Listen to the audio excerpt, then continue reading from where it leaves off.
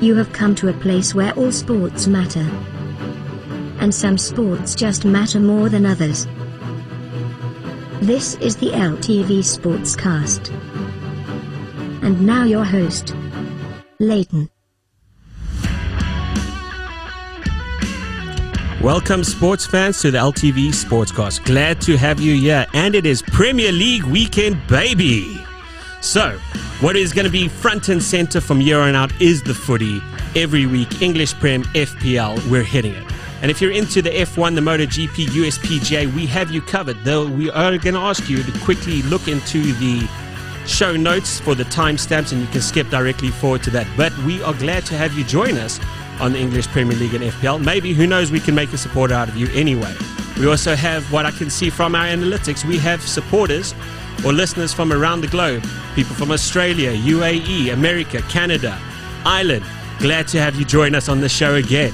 In the studio today, we've got Big J Jeremy returning for the third time, and he's going to be telling us all about his game week 1 team.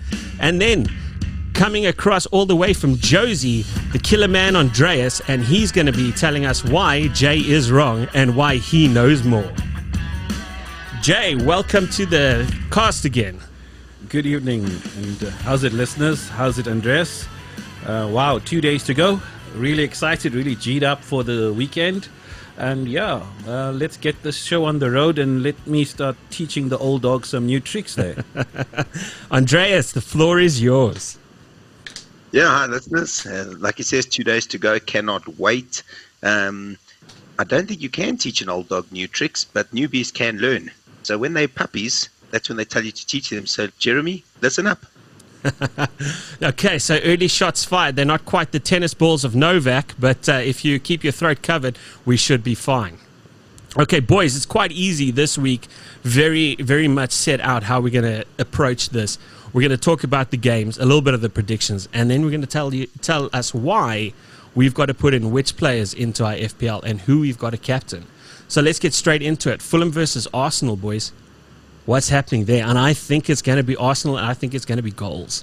Plenty of goals. Aubameyang up front. Well, Aubameyang in the midfield, according to the FPL. But you know he's going to be up front there scoring goals. Well, I wanted to pick Andreas' brain around this one.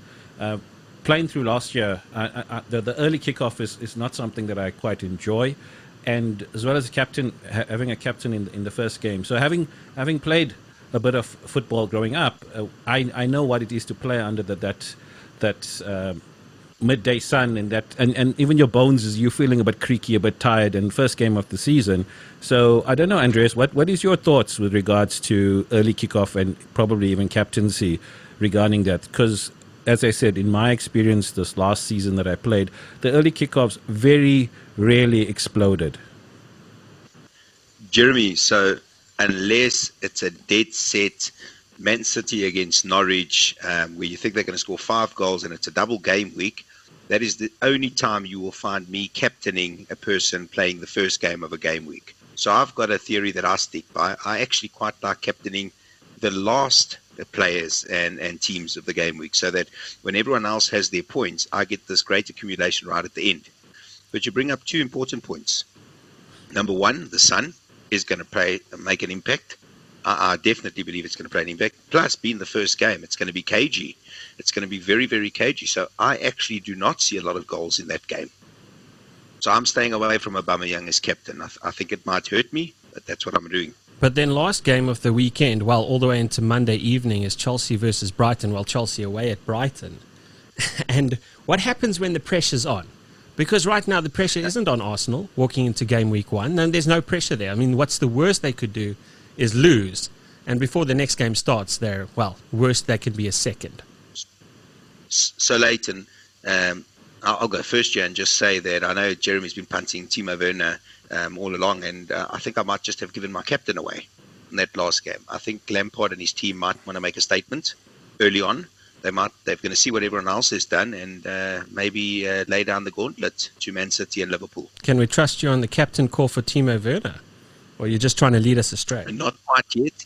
No, there's too many with Aubameyang, Salah, Werner. There's just too many. But it's not a bad bet. I must tell you, he's the one player from seeing all the guys that have done their teams and all the FPL shows that are going around, that Werner seems to be like the most picked player in Fantasy Premier League right now. I think Trent is though, but okay, are the strikers, I assume. Yeah, are the strikers Werner's the most? Strikers, yeah, and then Trent obviously. Jeremy, your thoughts? I'm in agreement there, especially in the evening kickoffs as well. The late evening kickoffs, I've seen Man City explode. I had Sterling during the hat-trick against Brighton, and then the game, I punted the game, Burnley, Man City. Well, probably those two are Man City games that I'm referring to. But in the evenings, the evening kickoffs, especially the Monday or Sunday night, there tend to be, your returns seem to be a lot higher. There's more goals in those games. So I'm in agreement with Andreas there, and good call. I originally, my original first draft, Werner was captain in my side as well. But I've since then, I've published and posted on LTV Twitter that my squad, and I think I've made one adjustment to that. So I'll probably, for the listeners, I'll probably update that with my final team tomorrow. But Werner's also in my team, and I think Chelsea could go off on that last late kickoff. Okay. Anybody in Fulham that you think can make a difference, that could put a dent into Arsenal's clean sheet? Well, everyone. Sorry, Andreas. I think everyone is, from a lot of the teams that I've looked at already, everyone is going for an old favourite, Mitrovic. I haven't been watching Premier League when Mitrovic played in the Premiership, so I don't have any bias or any rating of him. However, I believe, and from the reports that I've heard, that Parker's going to be setting up quite defensively, and he's got quite sound defensive structures. So I'm not expecting Fulham to go off. And I believe, and I think we've mentioned it last week, that Arsenal should show a lot of defensive improvement. And I also hear that David Luiz will probably not be available. So in most pundits' minds, that tends to strengthen the Arsenal team with Luiz not playing. Most likely, Rob Holding should be playing at centre-back, either with Gabriel or the new guy that they've recalled from loan, Saliba. Saliba could be pairing up there. So probably Holding with one of either Gabriel or Saliba. But I believe Arsenal to be quite a better defensive structure, specifically post-lockdown and through the cups that they've played recently. Okay. Yep. So on to Fulham, Leighton, and for the listeners out there, if you're looking for a pick for the season, if you believe Fulham are going to stay up, it's going to take 15 goals for Mitrovic. And you believe Fulham's staying up, though? You did call it last week. I think they stay up. I think the one thing I like about Mitrovic, he's proved it everywhere. He's a proven goal scorer. When he was in the Premier League 2 seasons ago, he scored double digits. For his country, he keeps scoring. In the Championship, he was almost unstoppable. They play their game around him. I think at that price tag of 6 million for the season, he will definitely get you double-digit goals. I wouldn't play him in the game against Arsenal, but for the home fixtures, to put him in your side when you've got a freebie for home fixtures against the teams in and around him, I do believe he outscores those players on those days. I'm glad you mentioned home fixtures, because the second game of the weekend being Crystal Palace versus Southampton. Southampton do not play well at home, but they travel really well. Last season, I think they did pretty poor at home in terms of points, but on travels, on the road, goals galore. And now you got Crystal Palace versus Southampton. I see a Southampton victory in there for sure. But can Ings do it? Get those goals away? Do you think Southampton are going to be strong away? Have Crystal Palace got a hope there? Well, Crystal Palace stay without a PVA, and then there's talks on this young kid, Tyreek Mitchell, that they probably, and from an FPL point of view, is a 4.0. Southampton have a great run of fixtures with the onset of the league, and coming out of lockdown and in pre-season as well, that they've been scoring goals aplenty. So I do think Southampton could take it, but on the first day of the league, or the first kickoff, I think anything's possible.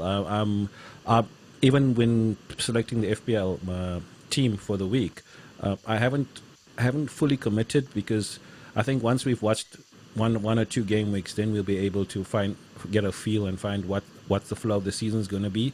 So I don't know if everything will go according to plan. Last season it didn't. So we'll see how it goes. But on paper and with the form that Southampton showed with the likes of Ings, Armstrong, Ward-Prowse, I've got so from to FPL team reveal, I have McCarthy in goals for me, and I'm trying to get him as a set and forget for the season. So I'm not going to have to make the decision and also have some buyer's remorse when I have the wrong keeper playing. So I've got McCarthy in goals for me. Who you've got in goals there, Andreas? So before I get to goals there, I've actually, Leighton, I almost think Southampton are going to be handicapped, even though they're the away team, not having home fans there, because they are built to counter-attack. So when teams at home have to go forward, Southampton are built in such a way that they counter-attack quite quickly. And I tip them to be a top 10 team this year. I actually have Armstrong in my current team, and I'm looking at Che Adams only as a differential. I would still love to have Danny Ings over him, and I'm the first one to say that I don't want Ings just because of that 2.5 million. I think Che Adams could do the same thing for you, getting end of season goals in preseason form. I see Southampton winning that, and I think they're a team that plays without pressure, and I see them scoring a few goals against that Crystal Palace team. Okay. So Armstrong's injured. Armstrong's injured, by the way, for listeners and Andreas. So just to save you there. You're probably need to make Friday. That change. Yeah. That's the last minute changes you need to make. I don't know if I'd be brave enough to go with two players anyway, in terms of Che Adams and Armstrong. So I'd probably have to choose between the two. And I have the Southampton keeper right now. Just value. Okay, so that's two away teams. So we're starting off the Premier League with 2 away victories. They happen to be both favourites going into the first day. So that's going to be interesting, because I don't know if you tend to punt quite a bit though. You're a punter, AJ. Well, in one of the leagues that I'm playing in, it's a prerequisite for a punt. So I'm going to be having to have a look at one of those games as well to include in my bet for the weekend. Yeah, because I see Arsenal's coming in 11-20 and then Southampton 13-10. So, depending, obviously, general market odds. If you can find better prices elsewhere as well, I'm sure. Right, and then obviously, before we carry on about the leagues, the leagues that you guys play in. So I have actually made contact with 2 leagues. Last week I mentioned Kurt's Money League, the money league that the 2 of you guys are in.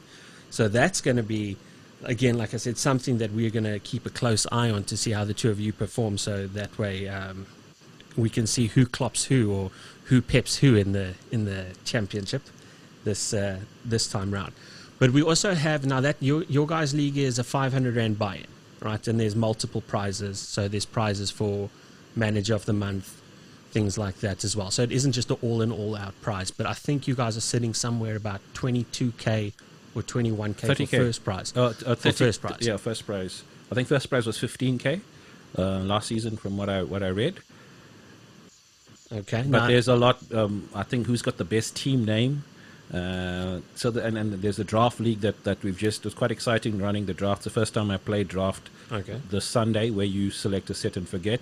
So yeah, it's quite all encompassing. It's quite involves. So everyone gets almost. I'm sure Andreas will get a participation medal for this league.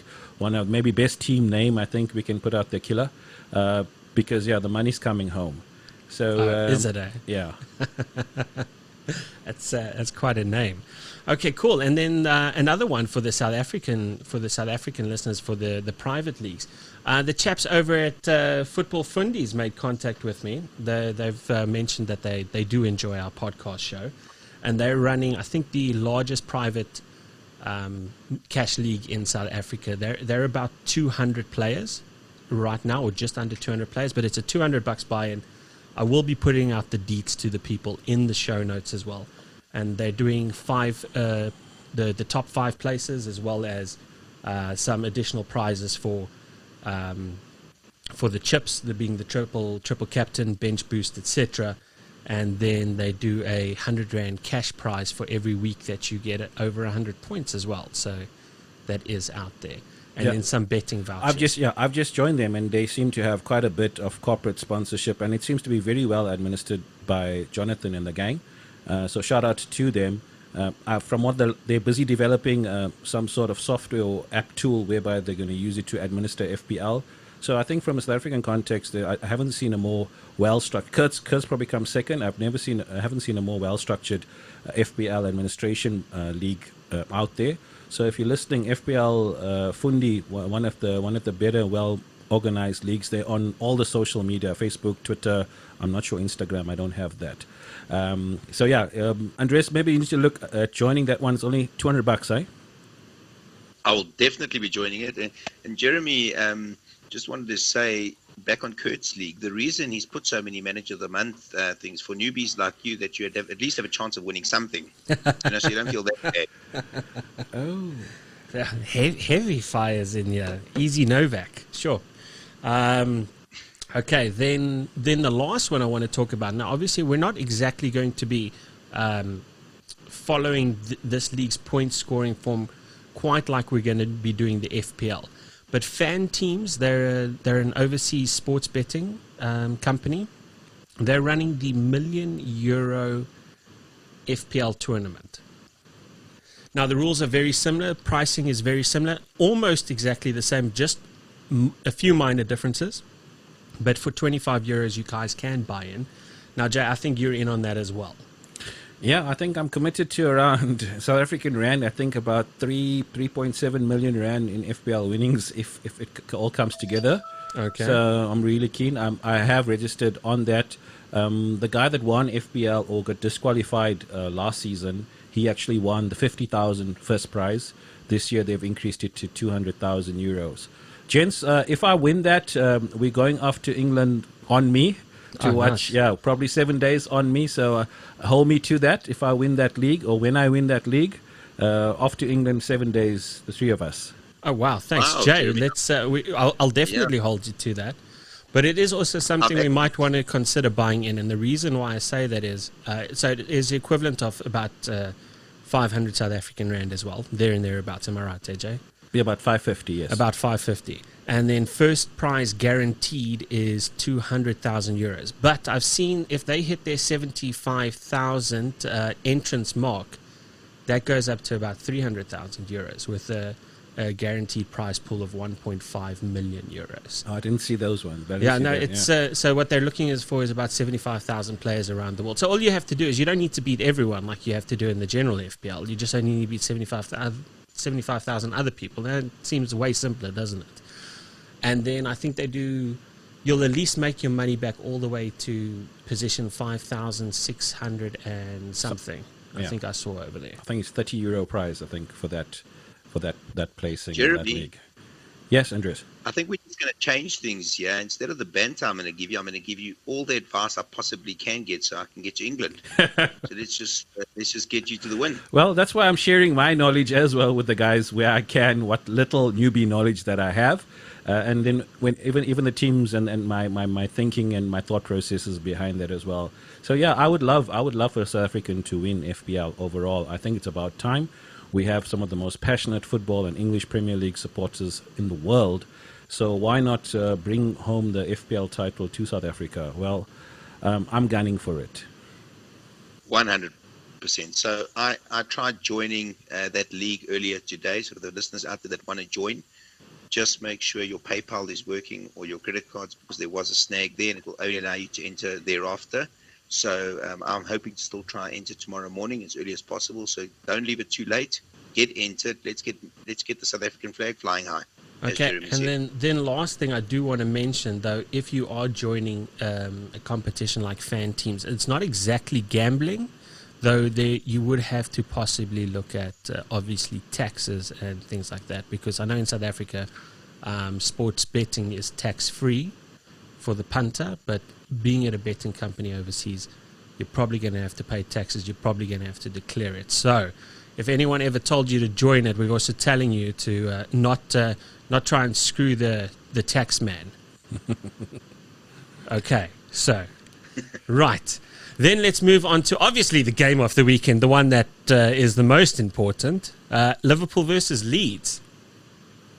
Now, Leeds, Andreas, you think that Leeds is going to be top 10, but welcome to the league. I remember we had happened with Norwich last season. At some point in time, class has got a show, and we have class in buckets. So the question Leighton, is... Is Trent going to start? I know I asked last week, and I'm asking again. He did play international on the weekend. Yes. Why?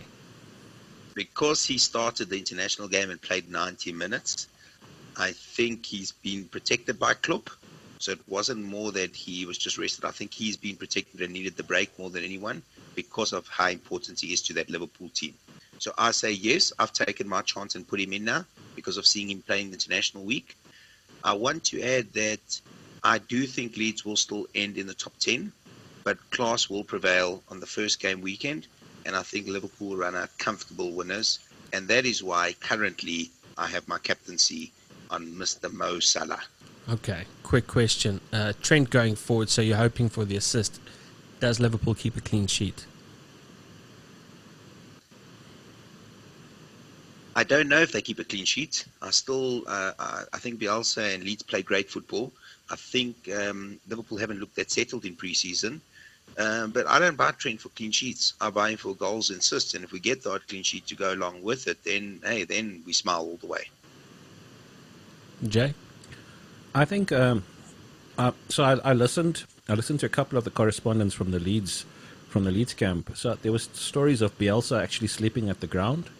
Maybe he trains that hard that he gets really, really tired. And that he drills, he's almost got some sort of military camp in terms of drilling that Leeds team for fitness. So they're going to be up for it. And again, from the correspondence, they normally say Leeds starts their league. Yes, it is the championship for the last 16 years, but they started on fire. The first 6 to 7 games, Leeds have such a high intensity. They high press, so Klopp is going to be facing a high press against him. And listening to Andreas last week, so I pay a lot of attention, and I take a lot of wisdom from the wise, and he spoke so highly of Bielsa and the way that Klopp and Pep themselves look up, and I think Bielsa is a tactician and also a bit of a maverick type of coach. I think they're going to be really up for it. There's no fans, so Anfield has been a fortress because of that.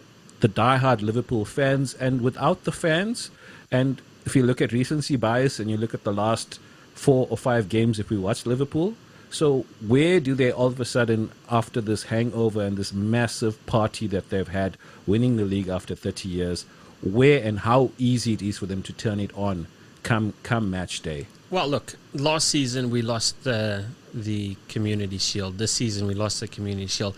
It's always nice to get that loss out of the way when it doesn't.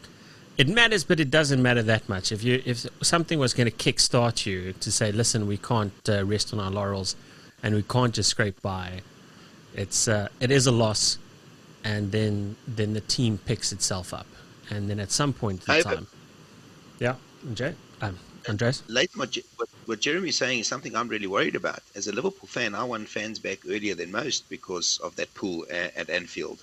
Having said that, maybe it will be good for Leeds that there's no fans, but if Liverpool start on fire and we score an early goal, a new championship team coming up for the first time playing the champions, wanting to lay down the gauntlet to Man City and Chelsea, I truly believe that Liverpool will score 3 or 4 goals. And I don't think that's going to be that bad for the remainder. They might still learn from that and the next 6 fixtures put something on the board. I think they're going to be overcome by a stronger, more powerful team. And Klopp has told, I've been reading reports this week that Klopp has told his team, you guys have achieved nothing. We start from 0 again. So the question is, does Mane score more goals than Salah? Do you really think Salah's going to score more goals than Mane? I mean, if you've got him as captain, or he might be one of your captains, because it could be Werner, but you're keeping that card close to your chest. Yeah, did you pick that up as well? Yeah, no, he's toying with us. Yes, because he kept. Stop toying with us, Absolutely.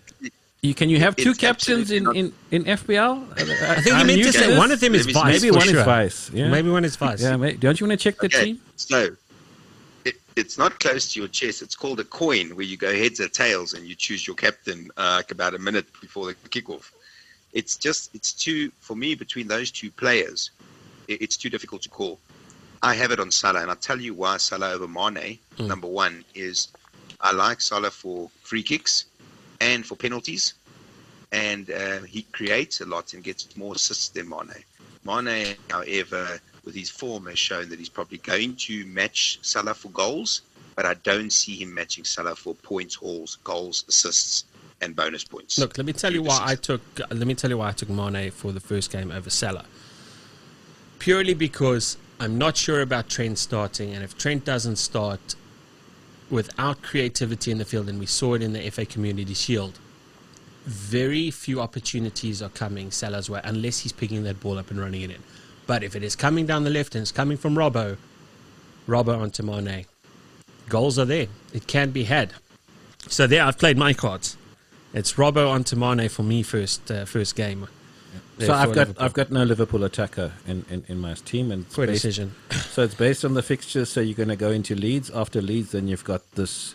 We don't know, this juggernaut possibly of Chelsea, and then thereafter it's Arsenal. So picking on based on the fixtures and using that rationale, I wouldn't, and looking at the form. So again, so it's going to be easy trouncing the two of you this season. Is that your Liverpool bias clouds your judgment, because Liverpool has shown nothing in pre-season, has shown nothing towards the end of the league. Salah has showed no form, and here Andreas is speaking about having as a captain.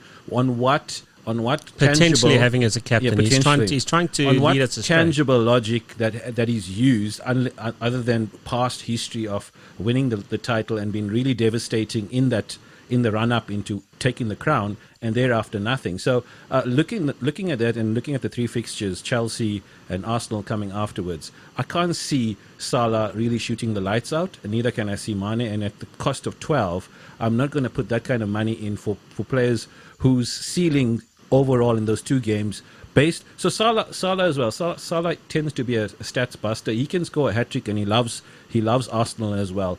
But his current form leading into that, and if you look at his mean right now, Salah's off the boil right as we speak. He could come back and I would have egg on my face. And Mane? What has Mane done? The two lovely misses that in the Charity Shield to Martinez. So again, at the end of the day, I don't think his XG was that high. I don't think Liverpool's expected goals overall from restart has been that great. If they do win, it'll probably be 1-0. Could be a Virgil van Dijk header. Other than that, I don't see there being a lot of goals. If Bielsa has to stop Robbo and Trent, there's no creativity from that Liverpool team. So it's going to be tight, in my opinion.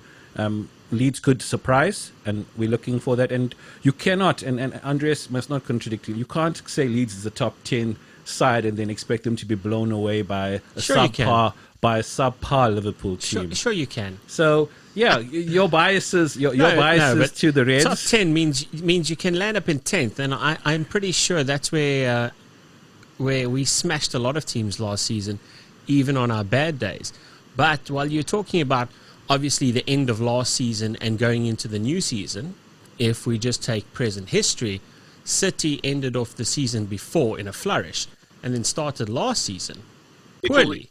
Before we go on to City, Leighton. Now we'll get there. Jeremy, let me quickly just interject and just take out my bias and speak about the person, the player, Mo Salah.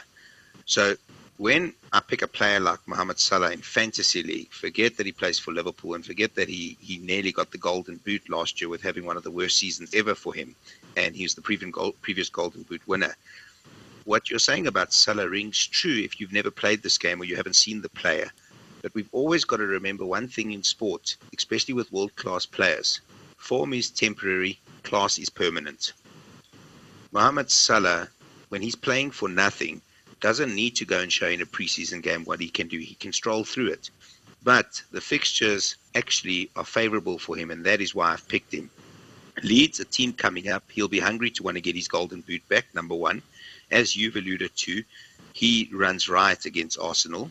And number three, he plays very well against his old team, Chelsea, and always has a point to prove against them. So that's actually why I've picked him. I'm actually going to take a step further here and commit to this. Not for the show, but because to show you how much I back that he will do well.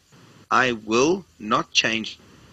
I will captain Mo Salah unless I see there's an injury. For this week, Saturday, my captain will be Mo Salah. Sure. Thank you, Andreas. We have some commitment there. First, Jay is taking us overseas. Next season, and Andreas is captaining Salah. This is fantastic. So, to end off the first Premier League day, West Ham versus Newcastle. Now, is that an anticlimax or is that a build-up for you, Jay? Now I haven't been looking forward to a Newcastle game with such anticipation for a while. So we alluded to some of the signings that was going to take place, and yeah, all of them came through.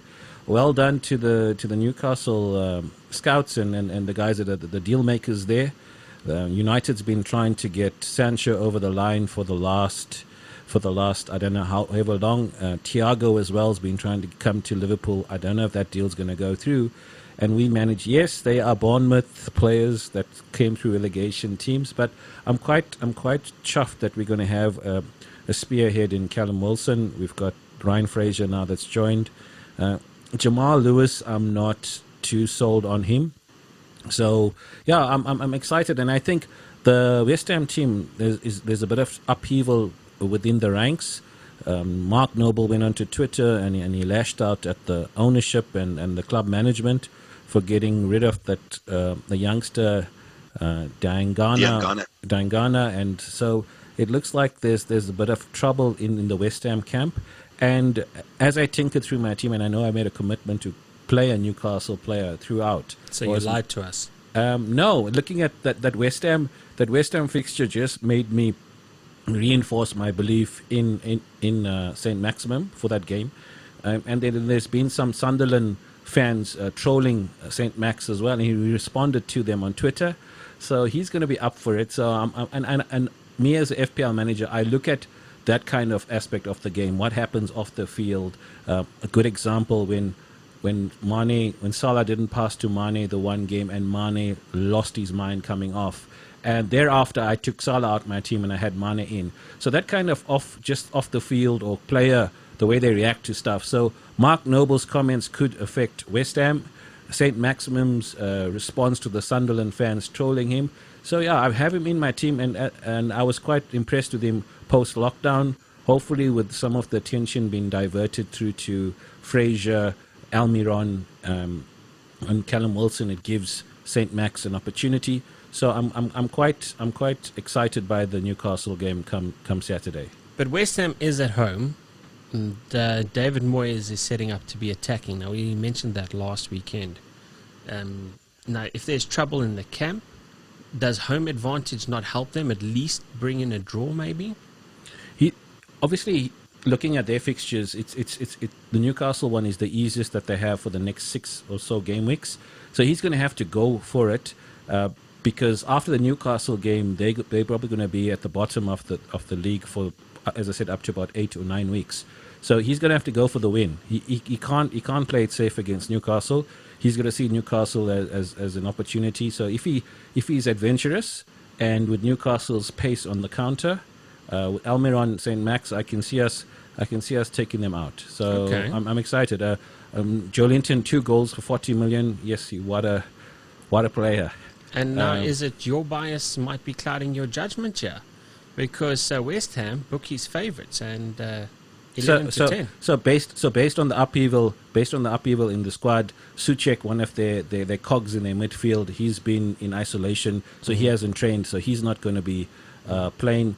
So I'm looking, and if the club captain, I mean, Mark Noble's got something like 500 caps for West Ham. If he goes onto social media and tears the club management apart, I don't think that's a happy camp. Well, Messi does it for Barca, and they seem to be fine. Yes, ask Bayern about that one. So yeah, we could have a Bayern-esque result, hopefully going to the black and whites. So yeah, and a shout out again to Kurt and the boys who the Magpie supporters. Not many of them around. So yeah, I believe we also we have two easier games with Burnley. So with West Ham, Burnley, and thereafter it gets tougher for us. So we're going to need to bag those points as well. So everything's up for grabs in that first game for us. So on the Newcastle and West Ham game, firstly, Leighton, Noble, and Messi, very similar players in their career. Obviously, the same clearly. I mean, none of them have won a World Cup, so I mean, they're exactly the same. So just to quickly add, I followed that Newcastle, the transfers, Wilson and Fraser, and I like Jamal Lewis, by the way. He was linked with Liverpool for a long time as well. So Wilson, I just wanted to ask the Newcastle fans out there, and Jay, you've got Ellington Maximum. Don't you think Wilson takes a few points away from him? I mean, he's quite a good striker for that price point now at Newcastle. He's going to be the main man up top. And I think they'll set up a game. Bruce will set up a game around Wilson. I think he's a good pick to get some goals now. I'm looking at the assists. So even post lockdown, I picked St. Max as a punt with those 3 assists that he had. So I think his assist potential is great. I'm not for 5.5. If he could get me an assist every odd game, I'll gladly take that at the 5.5 price point, because last season the players at 5.5, your returns was few and far between. So if St. Max can get me an assist come Saturday, I'm more than happy to take that. So I'm not really looking at him from a goal threat, but from a creativity and driving forward and that final pass. I think because he holds onto the ball for way too long, so out of desperation when he needs to give that final pass and lay off, maybe he'll be laying it off to Wilson, who could finish for us. And Wilson comes in at 6.5 in the game. So if you're looking for a differential striker that could pop for you, I would quietly fancy a punt on Wilson. Unfortunately, I'm committed to Nketiah at the moment.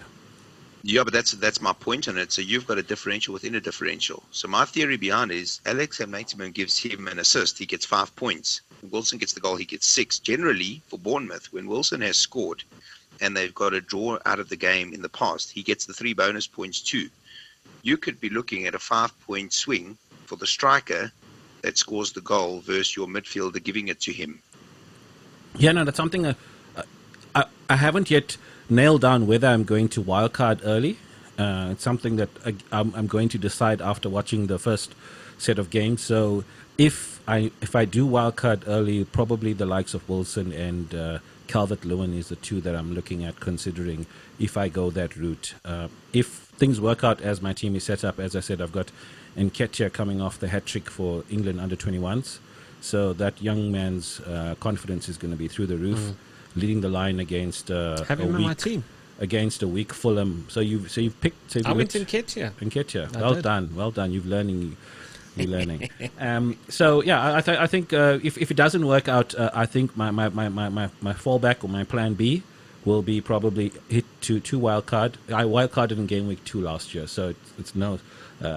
I'm no stranger to wildcarding early. Okay. So if it needs to be, then I will look at the Callum Wilson punt. I'd like to talk about the chips just now before we get too far into the wildcards and potentially playing the wildcard after week 1. Just side note over there. When you start hearing Plan B, and that's only because I watch Formula 1 and I start hearing them say to drivers, Plan B. I know it's never a good thing. I also think it's something that you go buy at the drugstore. So Plan B means you've made mistakes.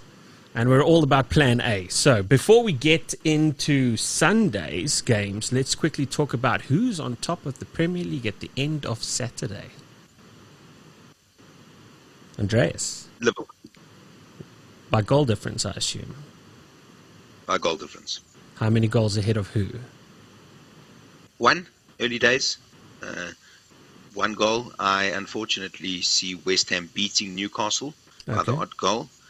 I think Newcastle are going to have a good season, but I think that West Ham side and Moyes is playing attacking football. And I think they scored something like 16 goals in their 4 preseason games, West Ham. Sure. So I think they're ready to fire and score some goals. I hope they get Tarkowski over the line. Somewhere I've always had a bit of a soft spot for West Ham. If they get him over the line, I think their defence is going to look very, very solid with their wing backs and their attacking options in midfield. I don't think Antonio was a half-season wonder. I think he's going to continue that form into the season, and I think with Bowen on the wing cutting in, and with Souček when he's available for the team, Yarmolenko, Lanzini, Anderson, it's quite frightening to not think with that West Ham squad is not going to be giving most teams a game. I remember you did say last week that you're going to be watching them quite intently over the first couple of weeks. Southampton versus Palace. I think we're all on Southampton get the victory there because they do travel well. The amount of goals, and this is why I think goal difference becomes important. If Southampton are as free scoring as they have been, there's a good chance after Saturday Southampton land up on top. Most likely there could be a 2-0 I see for Southampton in that game. My punt to be on top of the Premier League come Saturday will be Arsenal. We're looking at Aubameyang as well as Nketiah, both in my team, so they need to be on top of the Premier League. And I don't have, as I said, any Liverpool attack. So based on my predictions, Arsenal to be on top. Liverpool 1 goal difference from the 1-0 win, should they get it against Leeds. Okay, now before we head into Sunday, listeners, sports fans, I'm urging you to join our Bragging Rights League. Bragging Rights League is free to play. You can come out here, put out your teams, and then we can have a laugh at our panelists over here when you beat them. And I look forward to some people putting them in their place because they come here with a very high esteem of themselves. So I intend to hopefully scrape a win over them here and there as well. So, right, please join our FPL league. The code is 67VIZZ. That is 67VIZZ. If you're a listener to the show and you like to play FPL, please join our league. I look forward to having you on there. Currently, as small as it is, we have 5 people. Andreas will be joining soon, so that at least makes us 6. Right, moving into Sunday, West Brom versus Leicester. And it's Leicester all the way. Leicester, I can't see, we've all agreed last week, West Brom up and down this season. Against a team like Leicester, sure. I think goals are going to be a little bit free flowing in that game. So who's got Vardy? So Vardy's my captain for that game. What? And then, as a backup to that, I've got Harvey Barnes as well. So with Madison not playing, I'm hoping the assist comes from Harvey Barnes, and he's improved a lot over the last few games. So I'm hoping for this season as a coming of age for Harvey Barnes. So I've got both double Leicester in that game. Jamie Vardy with the captain's armband. So we're hoping, and Jamie Vardy could be extremely explosive. So he either gets you a 2 or he gets you a 12. So with my captain's armband on him, that's my bit of a differential captain. A lot of people are going with Aubameyang and Salah. I like Jamie Vardy. He returned plenty. So a lot of my last season's performance was on the back of me finding Jamie Vardy early. And as the defending Golden Boot winner, I think he's going to go for it, and he's going to all goals for Leicester, fortunately, or come out of Jamie Vardy. So if they're going to get a goal, 9 out of 10 times Jamie Vardy is going to be scoring. So I'm punting him for the start, and we'll see how that goes. But I think the one thing that I need to point out, and we spoke about it in the previous podcast, is around fixtures. So we got and I will continue, is whenever you have a bit of a Premier League bully in terms of a striker against a promoted team from the Championship, I want to be all over that. So Vardy against the West Brom team, and probably if I didn't go with that choice, I think my vice captain is an Aubameyang against Fulham. So as how I play FPL, when I look to target those teams that I foresee, and I think Fulham and West Brom were the teams that I predicted to be one of the relegated teams. So if things go according to plan throughout the season, whenever West Brom and Fulham are playing, I'm going to be targeting them, and my captain most likely, if it's a top 6 team, will have my captain coming out of that bunch. Okay, there's a tip for the listeners. Target West Brom and target Fulham, and captain a top 6 player. Okay, top 6 team player. And they go to Burnley second game before they meet City away. So that's, Burnley comes to them second game, and then it's City away for the third game.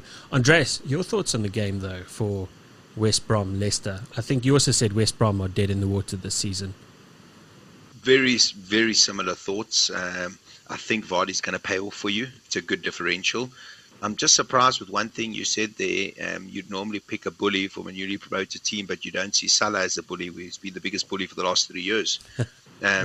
Just thought maybe you'd add that in there, Jeremy. Don't let him get to you, Andreas. on Vardy and Harvey Barnes and all, I think Leicester are so solid from back to front. I actually see them keeping a clean sheet, so it might be some nice coverage there if you look for a Leicester defender. And I like, just for the meantime, if Justin can stay in that team till Pereira is fit, that could be quite a good punt. The one thing I will add about Vardy at the age that he's in, I think Rodgers kind of wants to protect him a little bit. So I see them as a team, if they go 2-0 up after 70 minutes, he might not be playing 90 minutes like in the past. And Rodgers has tried to fit in Iheanacho in most games. So playing two up front, maybe this is the year, unfortunately, that the goals are shared. But if you had to go for a punt, if you had to ask me, 2-0 Leicester, 2 goals for Vardy. Fair enough. Okay. Then into what would probably be the big game for the weekend, with Everton, Carlo Ancelotti obviously strengthening that side. They travel to Spurs. So Spurs versus Everton. Now there's an interesting prospect, because a lot of people are looking at Spurs with their early fixtures, and Andreas did allude to that in the very, very first podcast that we did have. Play the fixtures, look at the fixtures. And Spurs start off Everton at home, Southampton away, Newcastle easy win at home before they move to United away. What do we see happening there? Tottenham versus Everton. Andreas, floor's yours. Sheesh, Leighton, if you had to tell me a week ago... You said Everton for top 6, so this is why I'm asking you. I'm sticking with that. The stuff gets recorded and it's stored somewhere, so we can always review it. I think it's been enhanced further, because that top 6 came with the thought that they might get Decore and Rodriguez over the line. The fact that they have got them over the line, and Allen, is just going to be incredible. I think Allen is going to help them get clean sheets. So I'm going to give you my punt. I think I gave it in one of the previous episodes. With him coming in, Digne has got to be a dead certainty now. He's normally an assist or goal king. I think they'll keep clean sheets too. With their midfield, with James Rodriguez and the assist that he creates, you got to remember at the top peak that he was at, when he played in Spain with guys like Messi, Ronaldo, and all of those, he had no other player other than Messi and Ronaldo had more assists than James Rodriguez in those seasons. Okay, so I'm just going to quickly stop you there, Andres. He has moved to English Premier League. Can we call him James now, or do we stick out with James? We can call him James, okay? James Rodriguez, we can call him that, no problem. Good one. But their best buy is Decore. I think he's going to be a box-to-box. There might be goals in there. I think they're just solid. They look solid. But I think the Spurs game comes too early for them. And I actually see Spurs sneaking at 1-0 or 2-1. But Decore, obviously from Watford, does he start first game? Does he kick it off right at the beginning? Do you think? I think so. Jay? Well, I've got double Spurs in that game. So Matt Doherty at right back, as well as Heung-min Son. So I'm hoping for a Tottenham wing. I'm a little bit concerned with their fixture congestion. They've got Europa, so yes, they do have a bit of an easy run the first, I think, 8 game weeks or so. But they're a team that likes to challenge and really compete for that Europa placing and Europa wins. And Jose likes to win that trophy. So their fixture congestion is a concern, and then rotation will come into that.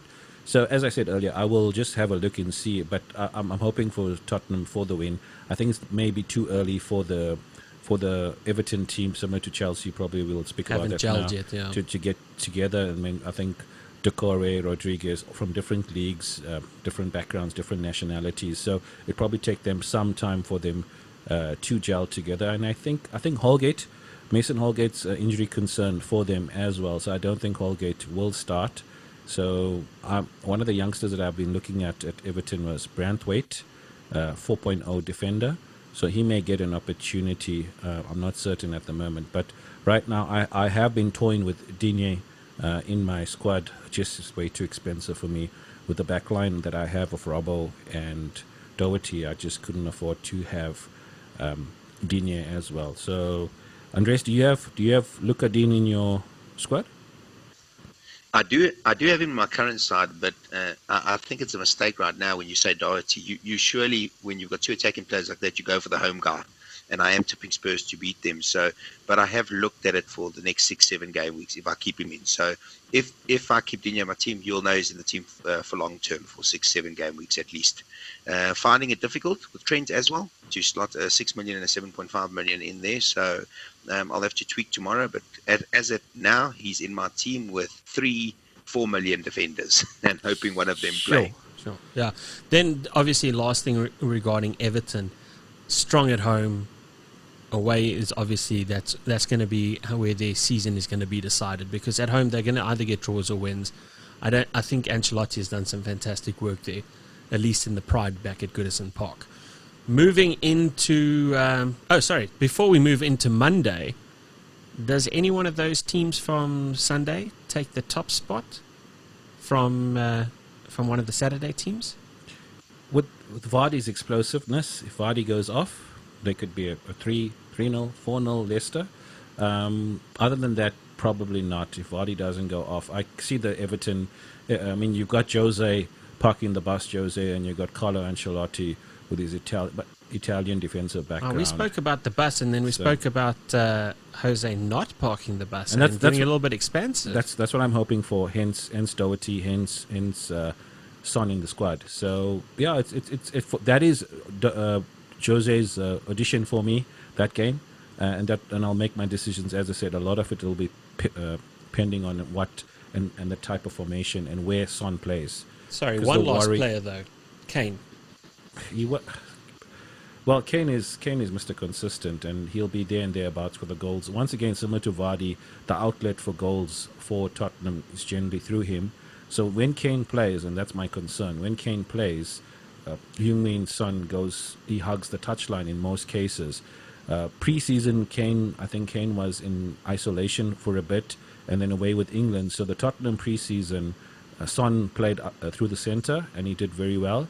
Oh, just a punt on another differential, which no one seems to be talking about, for the price of 8. And if he plays off the shoulder of Kane, Dele Alli could be a lurker.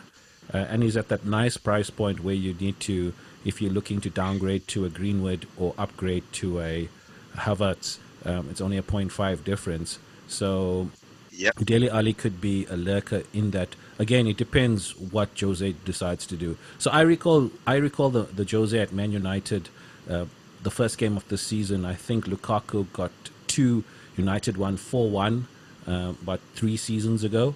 And what expansive football they played, and everyone thought, wow, this was going to be the season that Manchester United returned. That's such an expansive game that Jose played, that first game of the season. So he has it in him. And listening to Andreas, obviously watching some of the La Liga, the stuff that he did with Real Madrid. So there's a possibility he could be expansive, and that's a hope that I have. So the opportunity cost for Son has been Mohamed Salah. Okay. So so the factoring in that I'm playing 3 strikers, so I would have had 2. So this is where the mathematics comes into it for me, Andreas, is that so I get Son, who could against the Everton team do similar to what Salah would do against Leeds, but the added benefit is I get Nketiah as well.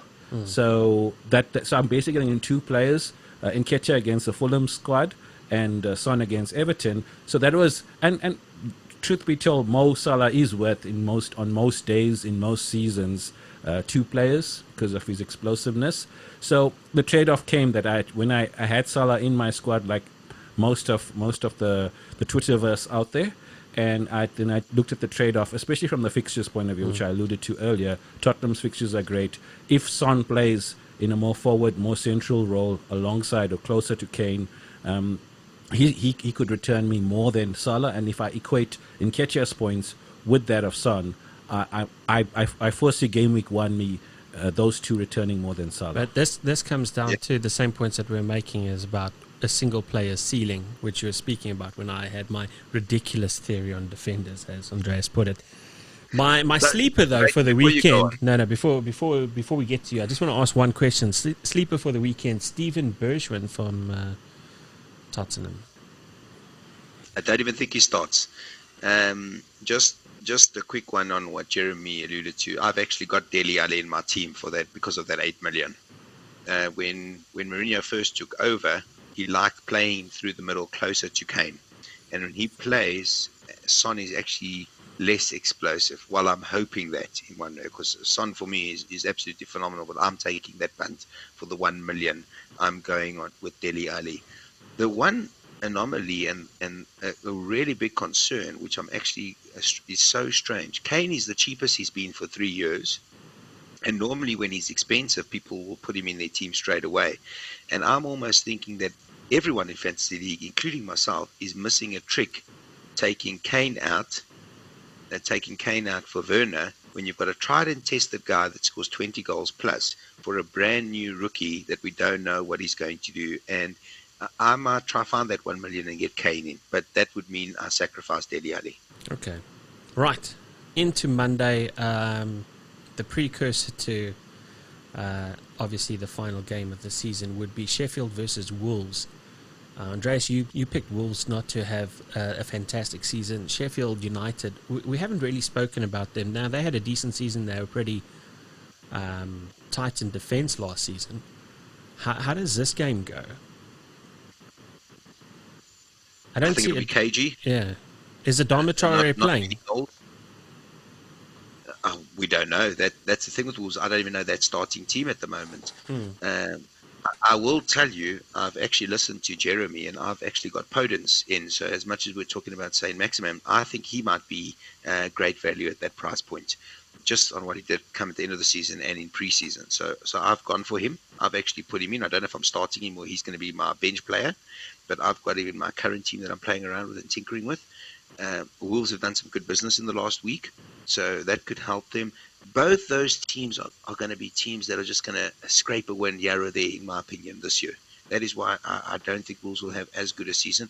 I do see them having a better season than Sheffield United, and possibly that game 1-1 draw or a 2-1 Wolves win. Okay, cool. Jay? I'm of the same opinion. It should be very cagey. Vinagre is gone. I'm not sure if they finalized the loan deal to Porto. So Vinagre looks like he's on his way out. Everyone had him in as a 4.5 enabler into that Wolves defense. So, and then they've got I think Adama Traore, the last time there was COVID issue with him. So I'm not sure. I toyed with both Diego Jota and Podence, and I said I'm not going to live with myself if I don't have St. Max. So, yeah, hopefully I don't have that bias for too long in the season. Now, maybe it pays off. Maybe you're lucky. Well, so based again on the logic of West Ham being but in upheaval and turmoil, that was the swing vote for me. So as alluded to earlier, I use a lot of that type of dynamic in the game as to what's going on off the field in terms of my selections, and in most cases it worked out. Andreas, I've got a question for you as a diehard Liverpool and a Mo fan. So I had Mo in my team for the last game of the season on the premise that he was going to go for the record of 3 consecutive seasons with 20 goals, which was a record set in the 60s by one of the Liverpool greats. And my question is, why didn't Klopp and the management afford him that opportunity to go and score that goal so that he could get in and set that record? They brought him on, I think, in the 63rd minute in that last game of the season. Something for me around Mo doesn't gel there. And I heard an interview with Trent early last season, and Trent had done, I think, a goal and assist in the game, and FPL TV interviewed him. So they asked Trent, so I guess you captained yourself? He says, no, I vice-captained myself, and I captained Mane. And whenever I look at the relationship between Salah and Trent, so to create a cognitive awareness for this, when Liverpool are playing this weekend, have a look when the relationship in terms of passing or connectivity between the two. It doesn't seem to exist. So the question is, why wouldn't Liverpool management and Klopp afford Salah that opportunity to get that goal record? Sure, I think you're going to have to ask Klopp that, though. Andreas? So I wanted to ask him the same question, but I kind of think I have an answer just from thinking from a manager's perspective. And what he did there, you might not have seen on the day as a good thing for the individual, but he was making a bigger statement for the team, showing that there's no one player bigger than this Liverpool team. We all won the trophy together. We won the championship together. And take it my way, and if I put you on the bench, take your punishment and do it. Let's be fair, building up to that game, Jeremy, Salah's form was not good. So maybe Klopp was actually making the right stand and saying, you know what, form players will play. Your form has dipped. You go to the bench for a while. I had him captain too, by the way, so I can understand why Klopp did it. I'm still not happy about why he did it. But thinking of the bigger picture, maybe that is the rejuvenation and the hunger that Salah needs to know that he's not undroppable. He's not the king. He's got to prove to be King Mo Salah again in that Liverpool side. Okay. That's pretty much the only way I can answer it. One thing I will add on Vinagre going, I'm following that because the Wolves manager has spoken highly of Burr, and apparently he comes in as a wing back if he goes. So for the listeners out there, there's a 4 million Wolves enabler. They will keep a lot of clean sheets, and he's quite attacking apparently as well. So it's something to look out to right till Saturday morning and take a chance with. Okay, right. So Wolves scrape it. Is a KG, but Wolves scrape it or a draw? Does anyone have Sheffield for a win? Possibly? I'm looking at a draw. Okay, so, right. And then for the last game of the weekend before we shut out and obviously leave Manchester out of game week 1, Brighton versus Chelsea. Isn't this predestined to be Chelsea's big night? So this had been quite a bit of a conundrum today as well. So I played around with my team and I brought in some Chelsea assets in terms of getting ahead of the bandwagon, because there's definitely going to be a bandwagon, and that's something I try to avoid. I try to preempt and I try to find these trends before they happen, because once Havertz goes off, everyone's going to be on him, and then you lose that edge, because then everyone now signs him because he scores 2 goals and brings him into the team, so you lose that edge. Does he start first game? So the rumors are that he's been phenomenal in training at the moment. So that seems a bit positive with regards to that. The one lurker again that I've toyed with it, but I think I'm set on my team now, is Mason Mount. So Mount had a pretty decent coming of age season last season, breaking into the Chelsea side, and he still had a bit of attention on him, being probably the most creative player out of the centre for Chelsea. Now with the likes of Ziyech, Havertz, and Werner, I think if they draw the attention and they draw defenders to them, there's going to create a little bit more space for Mason Mount. He's priced at 7 in the game. He's not afraid to shoot. He's full of confidence. When he starts, he's on free kicks as well. So he was, and that was a sell-off, and I sat there and I said, I'm certain Werner's going to take some of the attention, because we know Giroud is so static. He doesn't move. He doesn't draw defenders as such. We know Tammy is so fragile. His name is Tammy. Sorry, Tammy. I apologize.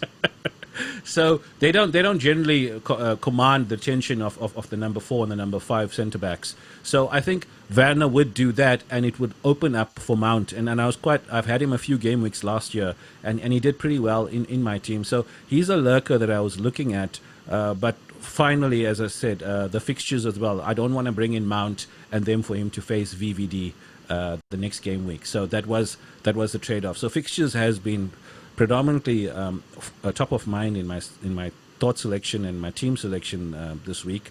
So because of the fact that Chelsea walk into Liverpool, and Liverpool with Alisson is on form, and VVD does VVD things, I don't see them scoring too much against Liverpool, and I think Harvey Barnes would have a better opportunity against Burnley. So I made that trade-off. So Okay. at a stage, I've listened to the wise old Andreas. I've kept money in the bank. So Okay. should Havertz go off, I've kept the money there so that I could bring him immediately for a straight swap with Harvey Barnes, should that happen, because Harvey's at 7 and it's the first time I've kept 1.5 million in the bank. So Okay. that's something that in terms of my team flexibility for Game Week 2. Okay, then, sorry, just a question on Chelsea's defense. How do they do this season in defense? Well, Thiago's not starting, and Chilwell's not starting. So Marcus Alonso So possibly as a it's going starter? to be the same old Chelsea back 3 or back 4 that they play. I have, however, as an attacking option, I have Reece James in my team.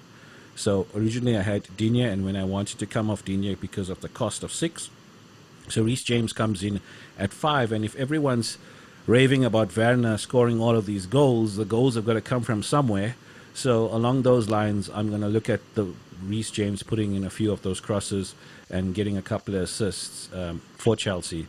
So Reece James is in my team, but I don't see until Thiago lands properly into that defense, and Chilwell probably arriving or coming out of injury, I don't see the Chelsea defense being that great, but I can't see Neil Maupay and Connolly if he starts really troubling the Chelsea defense. Okay, but then does Chelsea leak in the season? Andreas, what do you think? I just want to add what Jeremy was saying about Mason Mount. And we're not going to get into a Lampard debate here because they were both great in their own right. But Mason Mount, it almost looks to me that Lampard is molding him to be the player he was, to take shots from distance, to control that midfield and be in the box at the right time. And I couldn't agree more with guys like Werner, Ziyech and Havertz. I believe that he will be the highest scoring player at 7 million. And it won't be by a close distance. I think he will score. They will win more free kicks outside the box, which he will invariably take, a lot of them. So there will be goals there for him. And that 1.5 could be great money spent. I don't even think you have to worry about the fixture against Liverpool, because I think Chelsea might score against us, and it will be a high-scoring game for next week. I think you've almost got to take the fact that if you think Chelsea are going to score 3 or 4 past Brighton, and you think Mount will start, I think you've got to take him. I think he's also explosive. He's shown that when he plays, he gets assists and goals. And I almost think you've talked me into getting Mount for one of my 7 million players now. I might actually save the 8.5 that I've got Havertz in my team currently, go for the 7 of Mount as the differential too, and hope that he comes off because the other people put him into those pockets of space. So Leighton on their defence, I think they're going to get stronger. They're going to play 3-5-2. I think Reece James is a great signing. The manager loves him. He also takes corners from time to time as well, and he will get crosses into the byline. He gets right to the edge of the box, and pegging them back for Werner could be an assist haven for him. They will concede goals, though. They will concede goals. And I think if you're backing Chelsea, get 3 attackers from Chelsea, midfielders and strikers. Don't worry about their defence. Okay, and how many goals does Chelsea win this by on the weekend? Is it a goal fest? No. I think they win it by the odd goal. Maybe 2-1, 3-1 at the most. No, I'll take a 3-1. I think 3-1 could work. Okay. Werner getting 2 of those goals. So again, and it's an evening kickoff, last game of the game week. So Chelsea, they would have. I think just another point that I want to mention is Pulisic seems to be back in training. Comments coming out of Chelsea says that he could be in the match 11. So Sure. that would be interesting, but he seems a bit fragile as well. So you get him in for 2 game weeks and then he breaks down again. But he's another explosive, very scary player from Chelsea. A lot of potential there with that kid. Yeah, Captain America. Sure. Okay, so before we close off, obviously the guys want to talk about the chips for a second. So we're going to start off with the I think triple captain. Okay, so triple captain. Obviously, if you're a listener, don't play any of your chips like triple captain, bench boost. Listen to me, or anything like that. Purely because we're waiting for a double game week for some big teams. Are we all in agreement that everyone keeps their chips for the first week? So definitely for the first week. Okay, but I won't say generally just for a double game week. If you have the instinct and you know your player's going to go off and it's been in form and the fixture's right and the opposition's weak and on their backs, then go for it. There's no hard set rule with regards to that. I've had very poor. I think my triple captain was the only chip that worked for me last season, which I used on Mo Salah. So I know when to pick him, Andres, just by the way. So he doesn't get that 250 points scoring in every single game week. So when he's ripe for the picking, I'll be waiting on King Mo. So the rest of the fixtures, the rest of the chips, bench boost, the wild cards, I tend to transfer immediately after the wild cards, being the newbie novice that I was last season. So I was very poor on my decisions when using the wild card, as well as my bench boost. I had Lino, who got red carded, who got injured, and Egan, who got red carded in that double game week with Arsenal and Sheffield.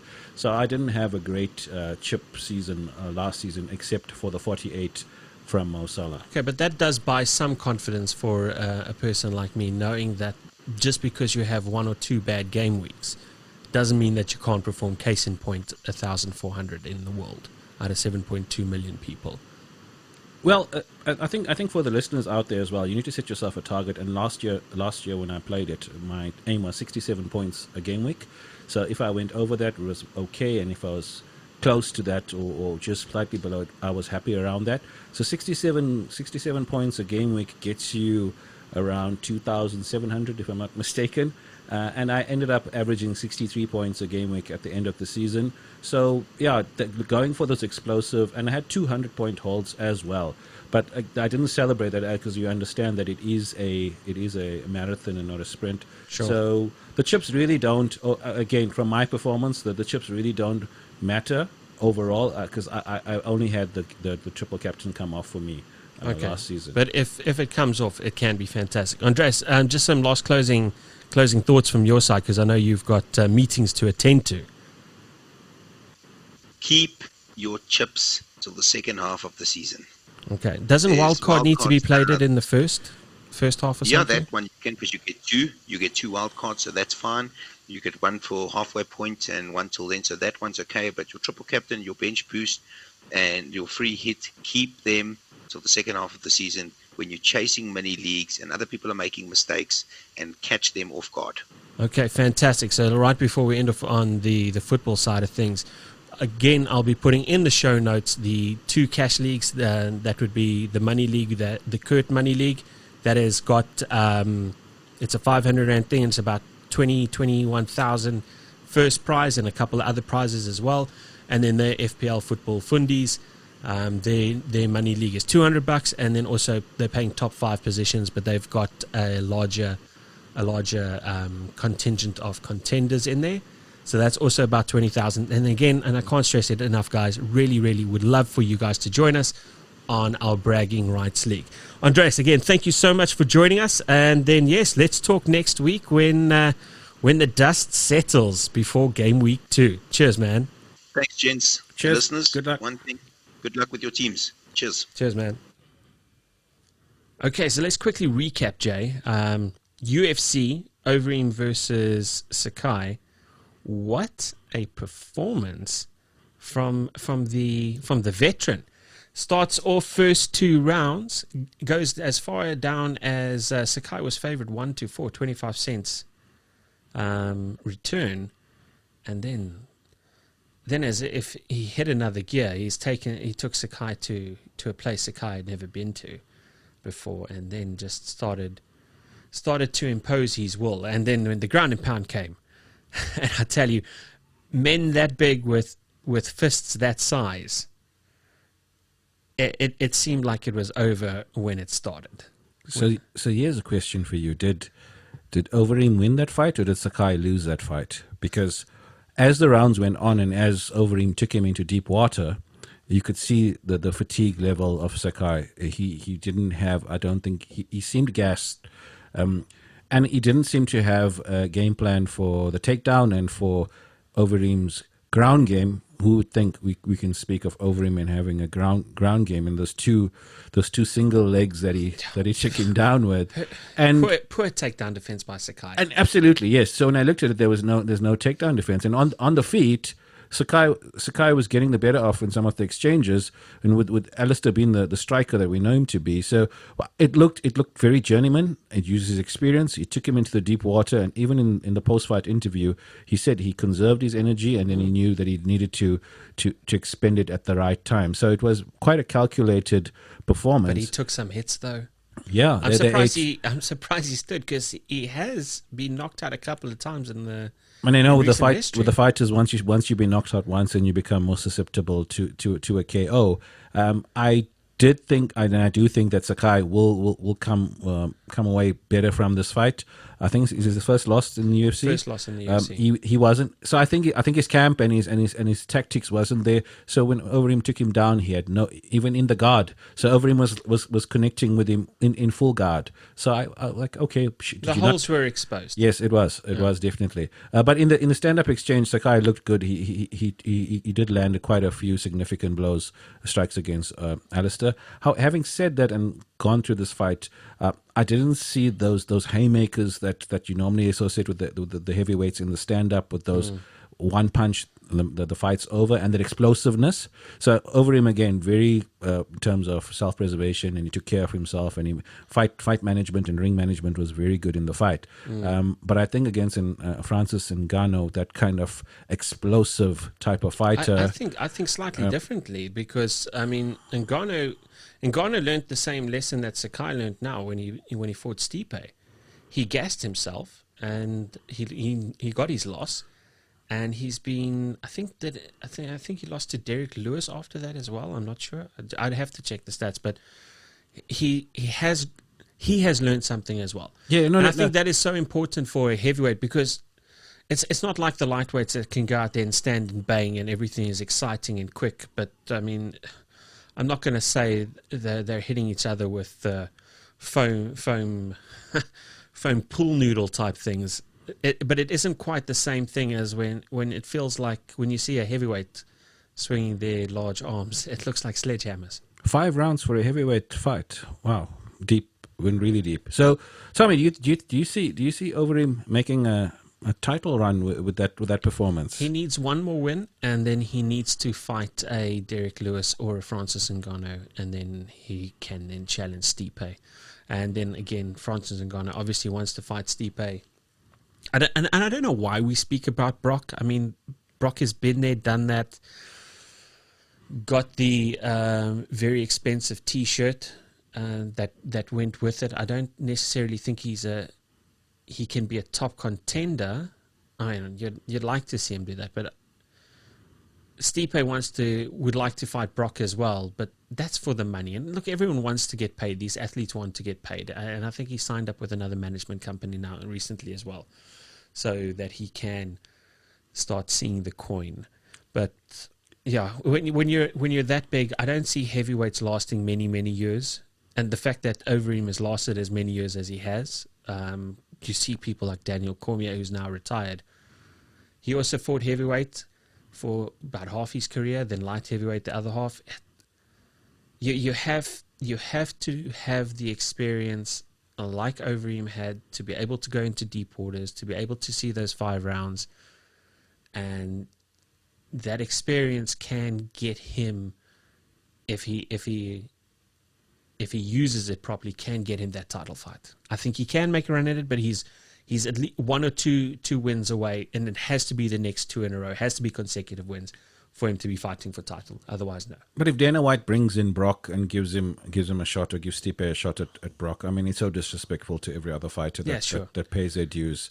He needs another type of Mark Hunt kind of fight, probably two fights, and if he can get through that, I read in one of the interviews, Overeem says Brock who. Because I mean, that was the last. I enjoy that about Overeem, because he's a martial artist. Correct. Yeah, Brock is more of a performer now, and obviously the pay per view the draw card that he is for that, and again he brings, from a nostalgia point of view, when UFC, in my opinion, was at that peak, and everyone had garnered attention to the sport and put UFC on the map. Brock was at the forefront of that when he beat Randy. Smacked Randy. I think there was talk about Frank Mir when the Frank Mir horseshoe, and that came back, and that rivalry with Frank, and even to a certain extent, and I remember the Steve Cowan fight, one of my favorite, and I was like watching Steve Cowan pulverize Brock, and I was like, come on, Cowan, and Cowan just blew his arms in that fight. So I think around that time, so Brock brings that, and with the likes of George St. Pierre, Bisping, Anderson Silva, those old iconic fighters slowly fading away, almost totally gone into oblivion in the UFC at the moment. Maybe Brock is good for the sport in that regard, but from a pure fighter point of view, I mean, the guys who've paid their dues, who've stayed in the organization and climbed the ranks and been beaten down, the likes of even Overeem, to get Brock in and give him this big prize money fight, that is a bit of a disservice. So you say that, look, but he brings in the numbers, so it's not like he hasn't paid his dues. He makes money for the company. UFC is about making money. They're not just like the normal boxing associations, WBA, WBC. And they're there. They're a private company, and they're out there to make coin. That's what they want. And if Brock brings the coin, But then your Derek Lewis type, your journeyman heavyweights, those who've been there and held up the division, and in the recent times that heavyweight division, since Kane and Junior Dos Santos has dropped down the ranks through that, the division hasn't looked the same. It hasn't been competitive. DC's had it, Stipe's had it, back to DC. So the division probably needs to give an opportunity to the lesser ranked or lesser known fighters. But yeah, as I said, do you think they're necessarily of less quality? And I don't think that. I think it's charisma, and we spoke about last week about whether I prefer the fighters with the bigger charisma and smack talking through that. Again, and if we just on that note, Connor's left such a void as well with his. On and off. I don't know. Is he out of retirement? Is he in retirement? I'm not sure. I don't think Connor knows. I think it's every 3 months he retires, but I guess it's to garner that attention and promote his brand. So with Connor not in the picture, so there's been a lot of hype machines in the UFC, and those hype machines have done well. They've created, and that's what Brock is. So that's what Brock is, and he brings in that money, he brings in that audience. So these more professional fighters, the ones who get into the gym, do the work week in, week out, they don't seem to garner that much of attention. Well, like Stipe.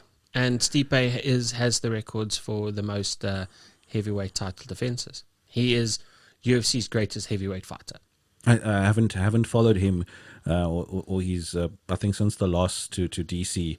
I was kind of disappointed in that defeat when he lost to DC, and then I was a bit put off Stipe because second fight against DC. Look, they say that it's always the punch that you don't see that knocks you out, and I suppose that's because you brace yourself when you see the punch coming. Second fight, he worked his game plan, body shots to DC. And third fight, look, I don't know this whole, I get the whole fingers out when they're doing the reaching and the feeling, because they grapple, but eye pokes all round. DC has a history of doing it. Stipe did it to DC.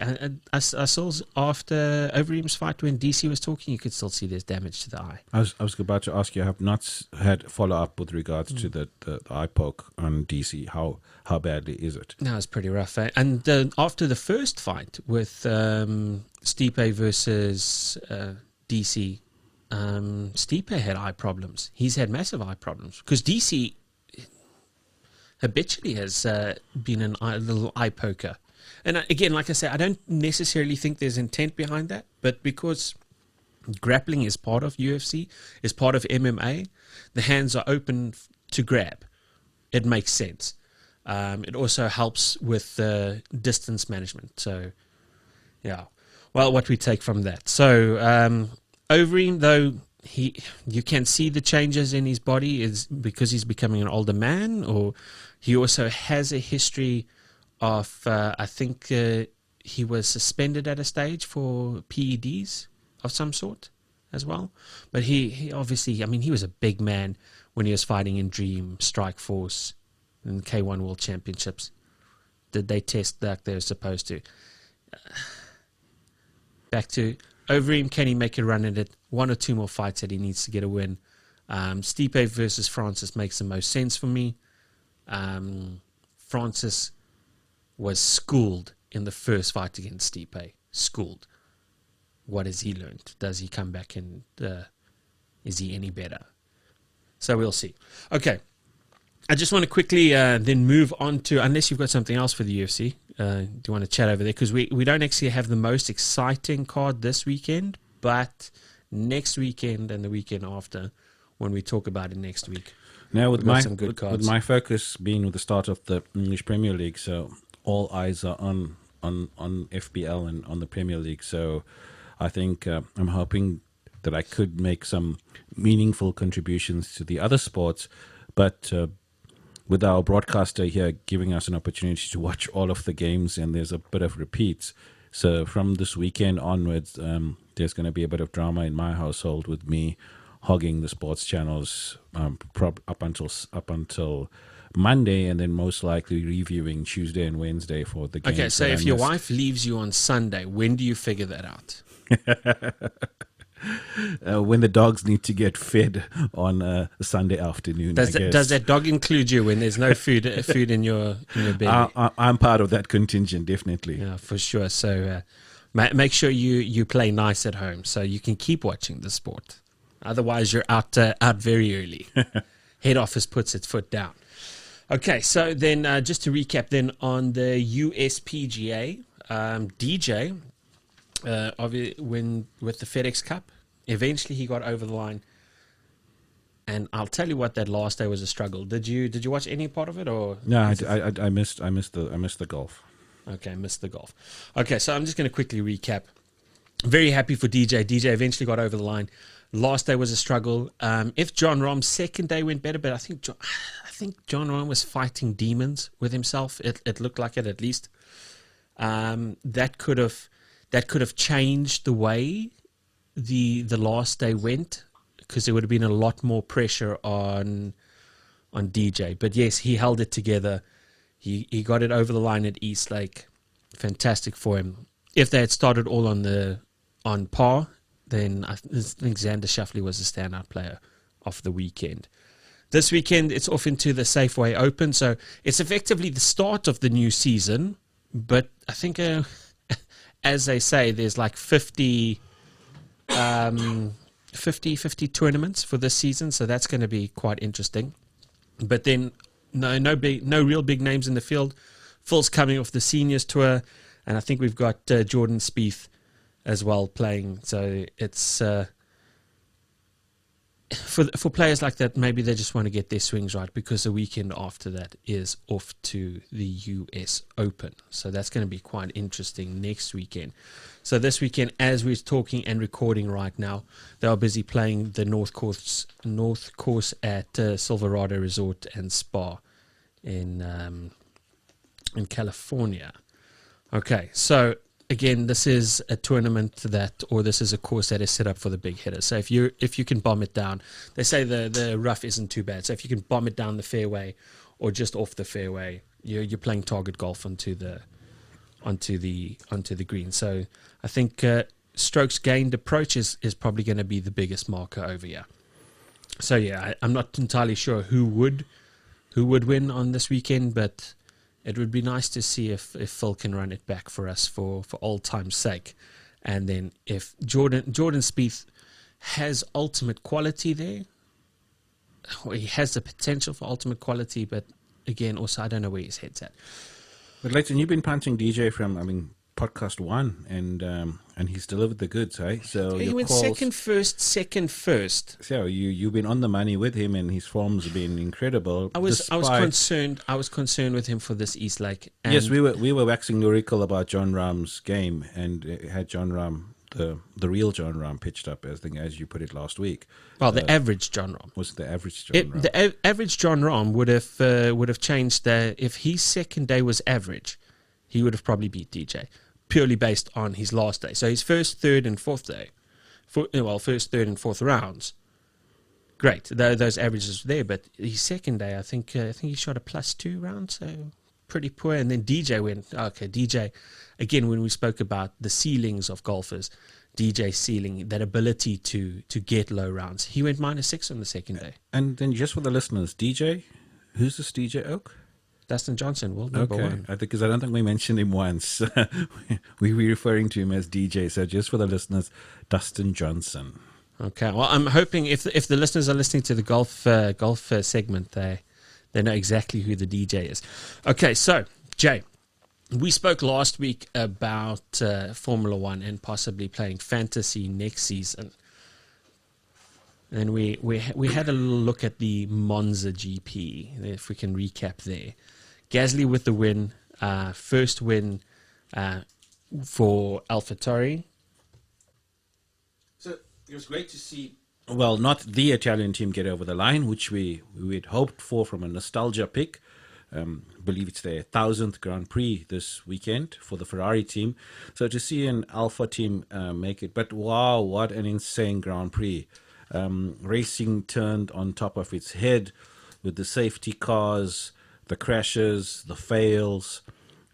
Quite excited, and I mentioned in last week's pod, was that give the drivers an opportunity. So if they need to, in the case like of Max, to break their car, so be it.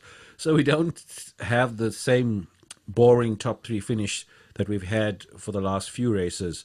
So I heard them talk about inverted qualification, where the fastest starts at the back. That sounds like possibly the stupidest idea, because if that is the case, is who can drive around the track the slowest?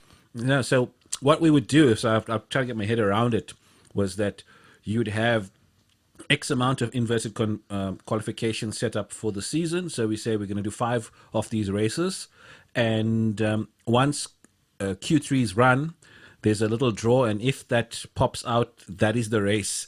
So you don't know whether that race is going to be an inverted qualification. Because from a fan point of view, what was not to love about the Grand Prix? Just looking at Pierre Gasly's reaction having won at Monza is incredible. Watching Lewis, and I'm not a Lewis, I'm not against Lewis, but I'm not a biggest fan of his. But watching him cut through the back of the field with that car, which Bottas couldn't pass a bus when he was driving it. Same car, same team. He's uncomfortable in his chair, apparently, for years, and that's the excuse. And to see Lewis cut through the field, and some of the times when he came up against the cars that Bottas was struggling with down the field, I thought, no, Lewis is going to struggle here. And he cut through them, and great overtaking moves. I don't know how much of it has got to do with whether you still want to use the Mercedes engine, so there could have been some side talks going on with the team bosses there, because he got past one or two of the Mercedes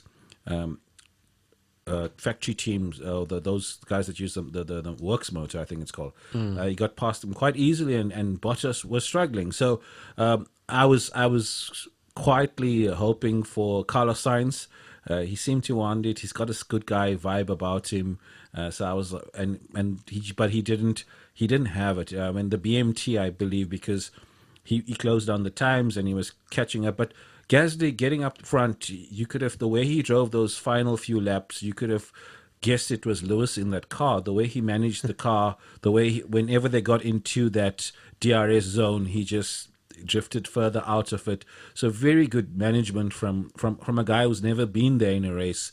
So really exciting, and I watched it with quite nostalgia, because last year I was at Les Mans 2.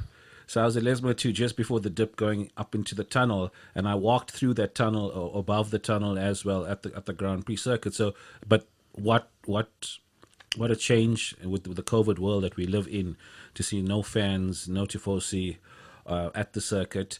So incredible. I'm all for this inverted qualification type of racing, okay. Randomized, select when it's going to happen. I am 100% against it. Okay, so look. Did you not enjoy that race? Okay. Did it not blow your mind for the last 25 laps? Let me tell you where it was at. When everything started to seemingly fall apart, and I go back to my childhood, and I can hear Murray Walker screaming, anything can happen in Grand Prix racing, and it usually does. And then I saw, obviously, with Charles Leclerc going off at Parabolica, and that was a scary moment when his car hit the barriers. I thought it took a while, because they asked, Charles, are you okay? Charles, are you okay? And then eventually he returned back to say that he was fine, and you could hear he was winded. Then Lewis not seeing the 2 red crosses to say the pit lane was closed. He went into pits. Giovinazzi went into pits. If he doesn't go into pits there, if it isn't for one stupid mistake, Lewis wins that Grand Prix, right? Hands down. Then it looked as if the stars just lined up for Pierre Gasly. Lance Stroll, he didn't need to push as hard as he did. Lewis was going to go into serve his penalty, and he overruns it into the second chicane. And then, does Carlos Sainz struggles behind Raikkonen, eventually gets a pass, eventually starts closing down, and then my pet peeve happens. They steer off a camera, give us some footage from his garage of them staring at TVs. And I thought to myself, why are we doing this again? I want to watch the Grand Prix myself. I don't even know who this lady is that they're highlighting. I don't know who the relationship is, but I've got to watch this lady look like she's dealing with some strong emotions over there. I'm thinking to myself again, why am I not watching the cars go around the track? So eventually, like you said, Carlos Sainz, one more lap, he wins that Grand Prix. But too little, too late. I don't know if one more lap, if I think Pierre Gasly... He would have got him on the straight. Because with the DRS... He would have got him on the straight. But he wanted it. Pierre Gasly wanted... Well, every Carlos. Every F1 driver... You say that, but then he left it at that but point. He said it over the radio. He wants this win. Yes. I want this win, but Tom. 2 laps to go. Yes, 2 laps to go. What was he doing? Why didn't he get past? Because once he passed Raikkonen, because I'm an old school Formula One fan, so I looked at Raikkonen and said, "Come on, old man," and I think we're about the same age. So and I said Raikkonen is at the stage he was leading, if I'm not mistaken, and I was like, okay, well, this is a flip for the script, and then Carlos struggled to pass him, and thereafter everybody else went past Raikkonen as if he was in the pits. Yeah, so, but maybe there was the drop off. The tie drop off that could have happened. So really, really, really interesting. On a sad note, Claire Williams, vice team principal. I don't know if that's her title now. Yeah, no, she was. So the Williams family walks away, and look, I can understand that, because if you've built this brand, your whole life is this brand, you sell this brand, it is your name on the brand, and then you must go work for someone else. You can say what you want, whether she did the honorable thing of stepping away.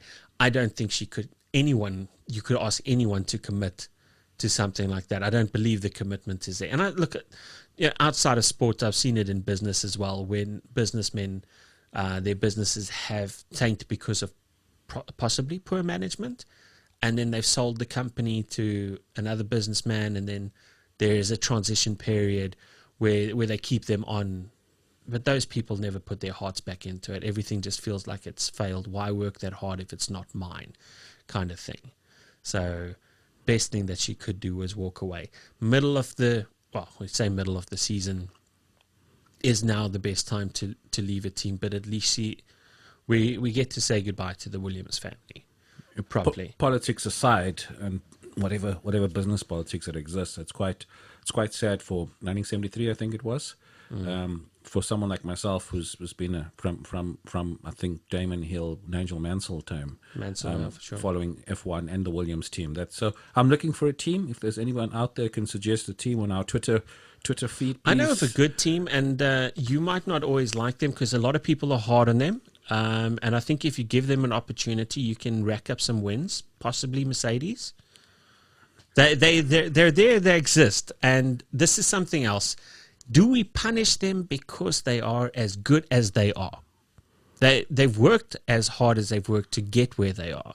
They weren't always there, and now they're there, and now we say, well, sorry, you're not allowed to be on top. We want other people. They weren't always there. From the time... Exactly, they weren't always there. When they were Braun, because from my understanding of the chronological order of Team Mercedes, it was Braun, a brand new team that formed with Mercedes engines. Yeah, okay. And Braun was then bought off by Mercedes. To become a factory team. So, yeah. But Mercedes still gave engines to McLaren. No, they did, yes, but that was McLaren. Yeah. And McLaren outperformed them during those years because it was Rosberg and Schumacher at a stage. Correct. So, yeah. And Red Bull dominated and Ferrari dominated them. So, for the listeners out there, if you haven't picked up the trend, from a football point of view, I support Newcastle. From an F1 point of view, I was a Williams supporter. So, I'm never going to jump with the fan favorite, the frenzy. Well, Williams were the fan favorite. The popular pick. Williams were. No, I disagree. So, there was Mansell, Prost. Where Williams... Senna was the favorite. So when Senna drove for McLaren Honda, that was the team. Now take you guys way back when McLaren, the red and white livery on the car. He was the darling, and his rivalry with Alan Prost through that time. Williams was coming. I was the other day thinking back, and I remembered Gerhard Berger for Ferrari. Can you John Alesi? Yeah, Gerhard Berger. I think he drove like a million races and I think 2 Grand Prix wins. I'm exaggerating there a bit, but Yeah, because Gerhard Berger Raikkonen has rode a million more. So yeah, I don't go with the popular, the most fancied pick. So I won't be a Real Madrid or a Manchester United. Okay, enough excuses. And hopefully Liverpool's not going in that same Yeah, batch. okay, but let's get back to the Formula One. Enough excuses. Do you dislike Mercedes because they are good? No. Okay. I tend to like an underdog. I like. So to what see the happens guys. when So they were the Gasly- underdog? When Red Bull and Ferrari are dominating? I can't remember when Mercedes was the underdog. Maybe it was my stint out of F1, but I can't remember really when Mercedes was the underdog. Okay, well, let me tell you, when Vettel was dominating. the German Mercedes brand being an underdog in where in this world? Where in this world will Mercedes, in the world that we live in, be an underdog? It's just that they haven't spent What enough happens when money. it was BMW Williams? They were an underdog. Yeah, I was there. Sure. Okay, cool. But Juan where in this Pablo. world is BMW an underdog? Juan Pablo, but not in F1. Not in F1. No, it's So all the same. I get your point there, but Mercedes is never going to battle for far too long. They have too much of When might Red Bull and power. dominated, who was their engine? Renault. Yes. Mercedes they didn't have a team then. And when Ferrari dominated, Ferrari engine. Yeah. No, the Mercedes wasn't around it then. So, but Mercedes... Oh, no. McLaren was there at a Yes, stage. but McLaren, Mercedes. I'm not the gonna engine get was there. McLaren is the principal team, not Mercedes. The engine was there, but Mercedes were not a standalone team. So again, for the listeners and for my point is that the Mercedes engine first debuted in the Braun cars, and thereafter they bought off Team Braun. So that's the last. That's since Lewis was around. And Alonso's 2 championships in Renault. I can't. I don't recall what years those was. Was it against that was so 2? So you are saying Mercedes battled for 2 years? No, Renault when Ferrari. Well, it was Schumacher at first, and then Alonso took 2 championships. Back then, when I still remember him fighting. No, I remember. Schumacher. No, I remember. But again, I'm just saying a Renault engine. So they're a factory team as well. So there is factory teams out there, and there comes a time of dominance. So we go into a commercial market right now, and I give you an opportunity to go buy a Renault or to buy a Mercedes right now. Which car do you choose? So commercially, from a financial standpoint, Renault probably in Europe, Renault is probably has some clout, but in the rest of the world, Mercedes dominates. So just from a pure might. And that is why I don't like Manchester United, going back to the football, is that just from a financial point of view, they have the money. And that is why every other club now wants to milk them for every cent. Okay. And it's the same. So I'm always there for the little guy.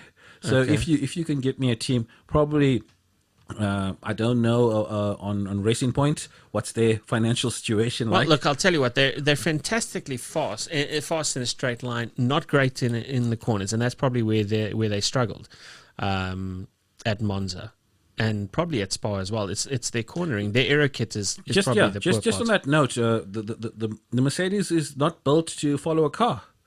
It's quite interesting that rationale that in order for them to dominate, they're going to need to qualify in the front and not follow a car. Okay, but hold on. That was the excuse when Bottas was busy, right? That was the excuse when Lewis was in front and Bottas was down in the field. That was their excuse, and then Lewis was at the back of the field. And then he cut through that field like a hot knife through butter. At Monza, he had to get out. He had to get out to stop the car from overheating. So there is. They're also just a normal car. Lots of cars do that. No, but they made a big deal out of it. So I was quite taken back. Okay. I was also is it again? It's so a you normal can't see thing, the flaws man. in your Mercedes team. No, what I'm saying is it's a normal thing. I think a lot more was made of it because they were Mercedes. Like, oh, look, they've got problems, and look, they're not perfect. Is what I'm saying. I'm saying there is. We lack the competition, but do we punish Mercedes by trying to hamper their development, or should we be saying to the teams like saying, okay, look, you guys need this small budget thing for factory teams. They need to come out there and they need to start. They should be allowed more money so they can start pushing out engines to be more competitive all round. Because again, and I go back to it, when Red Bull was running the Renault engine, they dominated. Vettel years dominated, hands down, untouchable. So again, that's also just a power engine that's there. But okay, so enough about Monza. Let's bring it back to Mugello, home of Ferrari. Not sure what to expect, but Ferrari's home track, their test track, for all their private vehicles. I think it's about 100 kilometers away from their factory that produces the cars. Yeah, so I think Formula One hasn't been there for... Never. So the first time they're going to go there. I don't know how much... So well, they've never been there for a race, but they've been there for testing. So and we'd assume Leclerc and Vettel knows that... They tested there in June. So yeah, so they're quite familiar with it. I just saw, by the way, on the Ferrari news is that Vettel's been announced to be going to Aston Martin. Yeah. So just before we get into the Mugello, why doesn't Ferrari tell Vettel, thank you very much, off you go? Because he's not happy being there. He's not a happy driver in the car. The results are not coming their way. In the past, the test driver just gets in, and I'm sure there's enough young test drivers going around Maranello that they could go and find to put into that car. Why do they persist? And the results is not there either. I think it's the year that they're in, and the fact that they're not competing at the top anyway. So how much difference does it make to them to rather, because they are paying Vettel. Vettel is still a draw in terms of a financial aspect for them, for the fans, because people do support Vettel. They don't necessarily support a test driver. And Carlos Sainz is going there next year. So let him finish out. Let him do his thing. I'm not competing. I'm in disagreement. If the guy's not performing in a corporate world, if you got somebody working in your business, but their top driver's not performing either. Well, the car's really poor. Exactly. However, if Vettel's not happy there, thank you very much. Thank you for doing your time with us. And then bring in a local lad that the Italians will love. Because right now to find I think Giovinazzi, who's the other Italian guy on the circuit that brings a big Italian following. I don't see anyone else. Nothing comes to mind. So Giovinazzi is probably it, and he's at Alpha. So there's an opportunity there for Ferrari to do that. But yeah, so because Vettel doesn't want to be there, and you can see it. And why? And I'm just tuning on Sunday to watch him be miserable, especially over the team radio conversations is fun. Well, yeah, but what happens? Just think about it this way, and you do enjoy this about the ITIs, their ability to reciprocate those feelings. So you don't enjoy being here? Well, we'll make you stay here, and you can hate it, and you'll finish at the back every race. We're not letting you go. Yeah, that's a topic for another day. Yeah, so we'll see what happens. You know, I think at the end of their relationship, when they eventually walk away, because everyone wants to win. Vettel wants to win. Ferrari want to win. If they had a car that could compete for victory right now, I could see them letting him go to bring someone in. But if they had a car that was competing for victory, would he be as sour as he is? Yeah, that's the conundrum. Right, so Honda Power Unit is looking pretty decent. Case in point, McLaren and Red Bull over the past weekend. Except for your man Albon. Sure, does that man struggle? No, I think he just... You mentioned Albon, and it's just the last two races, poor. I think that's the thing about him. I think is that erratic type of driving and irresponsible decision making as well. So yeah, I was disappointed. But having said that, Max after the race says we don't have a car. So it's crazy. One race, the power modes get set to standard single mode, and then from a guy who's won Silverton and has been in the top three, and then such a fickle comment to say we just doesn't have a car, and it's quite surprising. But generally, with these drivers, I think as soon as they don't get an iota of power, I think I saw it with Lewis when the power mode clipped. And he says, the power's gone. And I was busy air punching. Yeah, it's about time. And now Lewis, the team director, now everything's fine, just clipping. And he continued on his merry way. So I think the drivers, when it comes to not having the best car, so I don't know with Albon if it is the car, but yeah, he's kamikaze and crazy. And that's what I like about him. He brings that bit of irresponsibility, irrationality to the sport. Yeah, but now he took Gasly's place at Red Bull. Now Christian Horner said that he's not going to bring Gasly up again to replace Albon. Albon is Austrian. if I'm not mistaken. And Red Bull is an Austrian team. So although they're based in Milton Keynes. Seems everyone's based in Milton Keynes, in that part of the world. So yeah, I think probably being an Austrian team and looking to punt their driver, maybe that is the thinking behind it. I think as he matures, let's give him some time. He's still young. He's still inexperienced. So let's give him some time. Okay, he's a fun watch. So that being said, Honda power unit pretty decent. You saw that in the McLaren. The McLaren and the Red Bull have got good aero kits, aero packages. So Mugello can be interesting because it's a lot of corners. Ferrari have got home advantage, if you want to call it that. And I think that home advantage gets him a point or two at most. I think they do get into the points this weekend. And I do see a drop off from Racing Point, because when it was a power-hungry circuits with the big straights, I thought, yeah, okay, Racing Point definitely can get in there. And Lance Stroll could have had it legitimately, although he hadn't pitted before the red flag.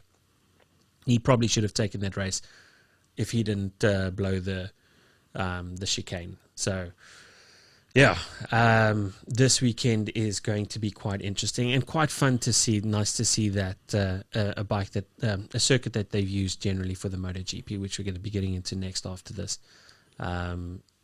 is going to be used for the Formula One, and it is quite tricky. So let's hope for the best. Okay, so any predictions though for Mugello? Are you watching qualification with that power mode, singular power mode, and watching Lewis? He was imperious in qualification. And I think I said that to you the week before when you said you think it's going to bring them close, and I said I think that puts Mercedes further ahead. So it was a gamble. Yes, you're right. I was hoping they take a riskier power setting, so we could have an engine or two go, or we could have the drivers be a little bit more cautious, put strain on the engine. Well, Bottas was very cautious. Didn't want to hazard a take a chance to overtake, because he didn't obviously. And I think that was Carlos Sainz's problem. He was maybe too scared to attack Raikkonen at the beginning, because Raikkonen's very fair in an overtake situation, and I think he was too scared because he might have lost his position. But if he was a little bit more aggressive, yeah, Raikkonen was he was so courteous.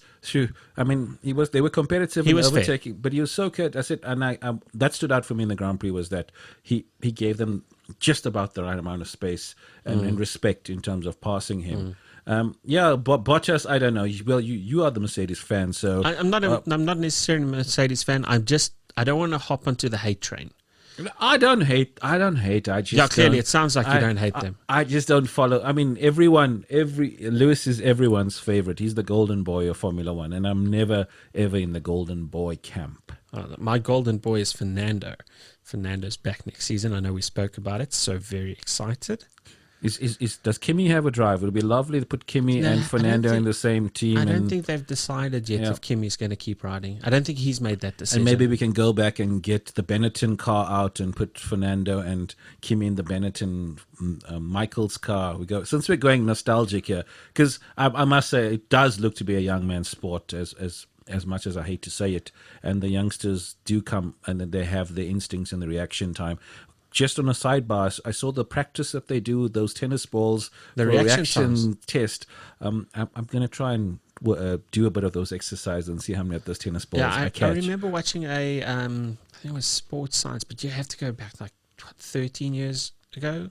The reaction time of a Formula One driver to a light is about 3 or 4 times faster than an average person, something like that. It's ridiculous. Because just on the start of the Grand Prix, with that the way that I actually thought, I think it was Science that I thought he jumped the start, because the way that he pulled off the line, and I was like, from whatever it has to do with when the synapses sparks or whatever from the I think it's called the fast twitch. I think they call it the fast twitch. Yeah, fast twitch. Right. But from a visual stimulation to an action in muscle, your fast twitch. Formula One drivers, they train it all the time. They dominate. And to the point, Kimi and Fernando at 40, I don't know. Okay, but look, 40 isn't what it used to be. 40, 20 years ago, big problem. 40 nowadays, the way that body science, biokinetics, diets, lifestyle. Everything is about clean living, healthy living. It's about staying in prime shape. You can be competitive for years. And again, you start looking at old guys, even in football. And I say old guys, I say Cristiano Ronaldo. He's pretty old now. Over the line for years ago, 20 years ago, at his age, over the line. Can't play anymore. The man's practically in a wheelchair. No, I fully agree.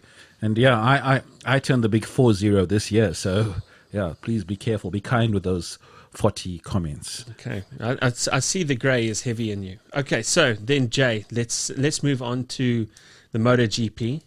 First off, 2 back-to-back, a double header at Misano circuit. So this can be quite exciting. And I say quite exciting is because when you look at MotoGP now, you think it's everything that you want motorsport to be. You wish Formula One was this competitive.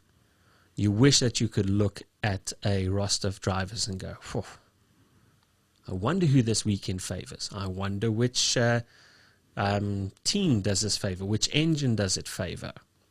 So what would you say is the difference between the two, that the randomness of MotoGP and the teams being so competitive that Formula One doesn't have? Is it just the cost that for a bike, and to develop a bike is a lot cheaper and it's more affordable for those teams to get to spend that much less in terms of investment versus the F1 car? So and you are obviously a big MotoGP fan, and you ride motorcycles as well. So what would you say that the key fundamental difference between the performance of a motorcycle and the Formula One car? Okay. A good rider on a good bike equals good results.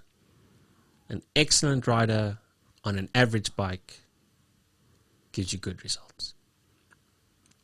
So it's the human factor, and it comes the fearlessness. It comes back to the rider. It's not.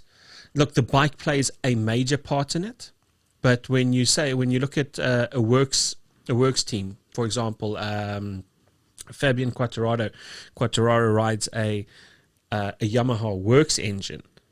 And I think he's still leading the championship currently. I think about 3 points over Dovizioso. And he's factory Ducati. So Ducati great in a straight line, not so good in a corner. Then you start looking at the KTMs, how the KTMs are coming up. And if it wasn't, and then KTM obviously they did with Oliveira last weekend. It was a Tech 3 team. Then the weekend before that was with the works team. Well, the factory team. But something's changed. Brad Binder. But something's changed overall, because we had the Marquez's of this world. Marquez is an excellent rider on an excellent bike.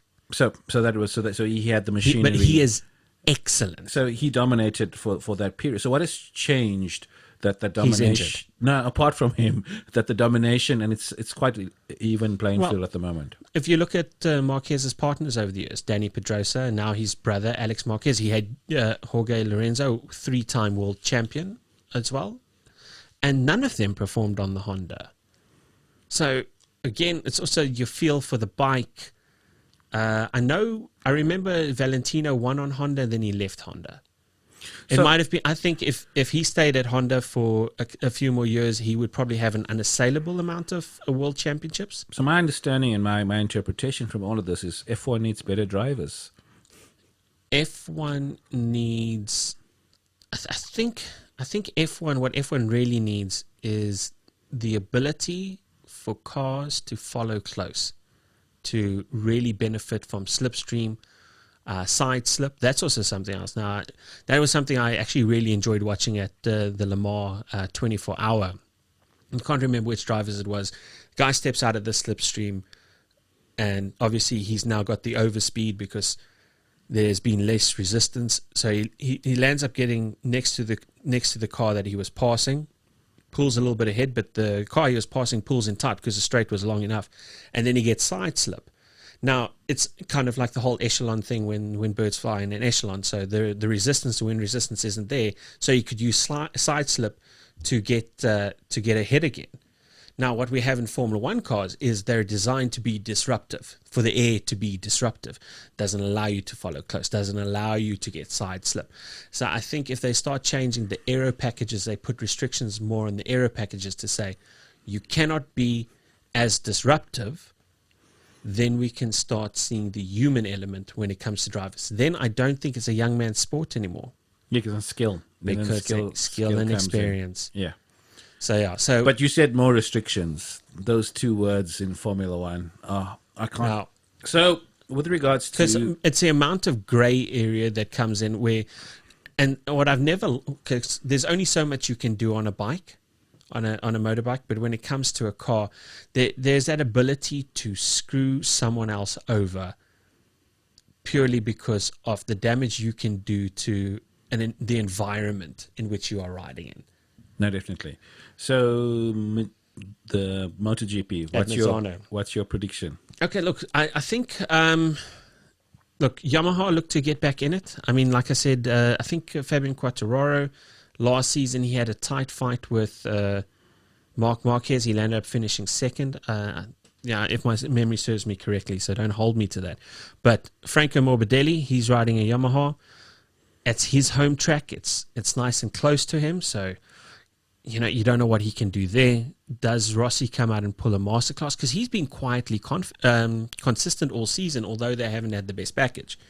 And look, then there is the Red Bulls. Like I said, the KTM team's factory and the Tech 3 team shining this season. Like I said, can Brad Binder bag another one for us? For at least for the South African contingent, and for the person that supports the underdog, because he's a rookie and he's exciting. And then I watched the MotoGP Unseen thing, and he just praises his team, and he is so thankful to his team.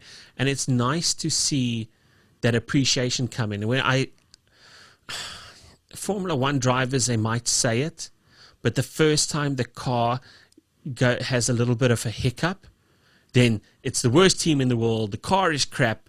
Everything is rubbish. It's the end of the world. I need to go cry in my corner.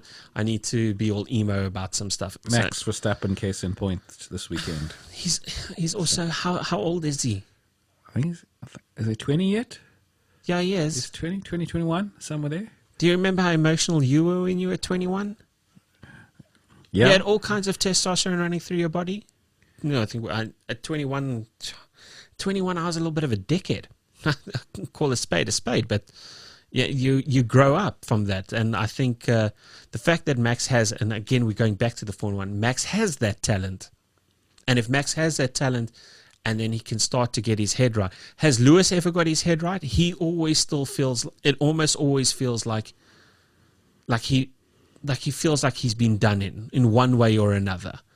And Vettel has that as well. Vettel feels like he's been done in. It's like they've been spoiled. Did you see Lewis's reaction going back to the Formula One when he got the penalty and they stopped the race, and then he got into his little scooter and off he went to go and throw his toys out the cot? Well, he is a multiple world champion. He has some clout. I can understand it. Oh, okay. I can understand why he would do it. Do I condone it? In no ways do I condone it. So Max is 20. Rules are rules. Max is 22 years old. Yeah, no. So old man there, wise head on an old man there. Eh? No, it's exactly what I'm saying. So you don't expect that type of experience, and just I think class as a human when having to deal with adversity. There's things he's going to learn, and I've learned plenty since I've been 22, and I'm sure you have as well. And if you're the same person that you were when you were 22, then you've probably got some problems. Yeah, and that's something from most sports personalities that I look for, especially after to what you said about Brad going back to the MotoGP, is that how thankful and humbleness to it. Who do they give the props to once they've reached the pinnacle of their sport? So he hasn't reached there yet. He's only won a race. That's all he has won. Well, we as South Africans, we hoping for big things from him. We do. currently with so little sport going on, and I don't think as a country, as South Africans, I don't think we have anyone out there carrying the flag that we can support, that we can shout home at the moment. So whenever Brad does well, I think back home here, everyone's quite elated by his performance. So let's hope Brad can bring one home at Misano. But then, okay, so back to the riders for Misano, the two Ducati boys, Jack Miller, Andrea Dovizioso. Andrea Dovizioso, like I said, he's 3 points behind, I think, in the championship. But Jack Miller is hot right now. The man knows how to ride. He's got some passion. Again, there's this passion in MotoGP when you watch riders ride and you think, yeah, to the limits. They are on to the limits. And so much so to that point about riding to the limits, Brembo Brakes actually, when we're speaking about Vignoles deciding to hop off the bike, Brembo Brakes had spoken to him, obviously, about, at what he could push. As far as I understand, he broke some rules to which they said, listen, don't do this or don't do this. I don't have the full story on that, but I believe there was more to it. So, again, and that comes back to this desire for MotoGP riders to push the limits. It's something else. It's special. Okay, so Suzuki, they actually just need a little bit of luck. They probably, that's the only reason why they aren't getting the results that they need. But Rins and Mir, they hopefully see some good things from them. Again, man, I'm telling you, you're looking at this, it's a double header. You're going to ride the same track twice in 2 weeks, same track twice in 2 weeks before they move to Catalunya. So obviously there's lessons that's going to be learnt on the first one before the second one. And how do they do? The Italian teams, do they not have some sort of upper hand like in the Formula One when it comes to racing in Italian circuits? I wouldn't say so. Purely because, again, like I say, I think the potential for Yamahas to do well this weekend exists quite a bit. And the Italian teams, when we talk about the Italian teams, Ducati historically great in a straight line. They haven't won a championship since Casey Stoner. Valentino Rossi couldn't do it with them. So I don't know, man. But Dovizioso is the old man. He's the experienced old man. If he can get in there, if he can get the win, that would be great for them. Obviously in Italy, but he gets two shots at this now. Yeah, that I think for everyone, once you get some sort of muscle memory for the circuit as well, and in close proximity the races, setting up the bike, so everything. So everyone learns something. You're right. Everyone learns something. Okay, cool. Then moving, and then obviously Honda is struggling. Marc Marquez is only back in October, so to see if their fortunes change when he comes back, I think we can see change there. But his younger brother Alex Marquez just generally not performing. So anyway, okay, 27 laps, and you can't help but think to yourself, like I said, if all motorsport was this competitive, if Formula One was as competitive as the MotoGP, and you can look at 10 to 12 riders that can take a win. Imagine if Formula One, if you had even 6 riders or 6 drivers that could possibly take a win. How would that change the sport? No, absolutely, especially from a viewership point of view. So I think with the fans not being able to go to these venues, I think sport overall in terms of audiences and spectator influence has changed so much. So I think these teams and a lot of sports, across all sporting categories, they need to look at how they repackage it and what they can do differently, especially from a viewership at home. So they can get, and I think nothing beats the competitiveness to what you've alluded to. It's why we watch sport. We don't watch sport to watch a single person dominate. To watch Lewis drive 54 laps start to finish. Again, if Lewis wasn't doing it, Bottas qualifies first most of the time. Bottas wins most of the Grand Prix. Do you think? I think so. That's big words for Bottas. Well, he's going to have a problem with the car. Would he? If he was their only driver and he didn't have all these seat problems that they say he has, who knows, man. Jay, listen, once again, thank you so much for joining us for the show. All the best and good luck for the weekend ahead, especially with the FPL. Let's see if your tips and pay dividends for the listeners and for myself. And yeah, so I'm looking forward to seeing your team and the changes that you've made. And I think for the listeners, from an FPL point of view, is it's a game. It's supposed to be fun. And as I read a tweet earlier on today, was that you're just moving a bunch of shirts around, and that's what it is. We just on our mobile device or on your laptop, you're just moving 2 or 3 shirts around, and that's what it is at the end of the day. So I think the key message that I want to say to anyone who's following FPL and English Premier League is go out there and enjoy it. Make those decisions and make those kamikaze or cavalier decisions, whichever side you fall into, and then go for it. Nice. And if you support one sport, if you're a sports supporter, you probably support a whole bunch more, because what's not to love when it comes to sport? Jay, all the best. Catch you on the next episode. Cheers, bud. Cheers.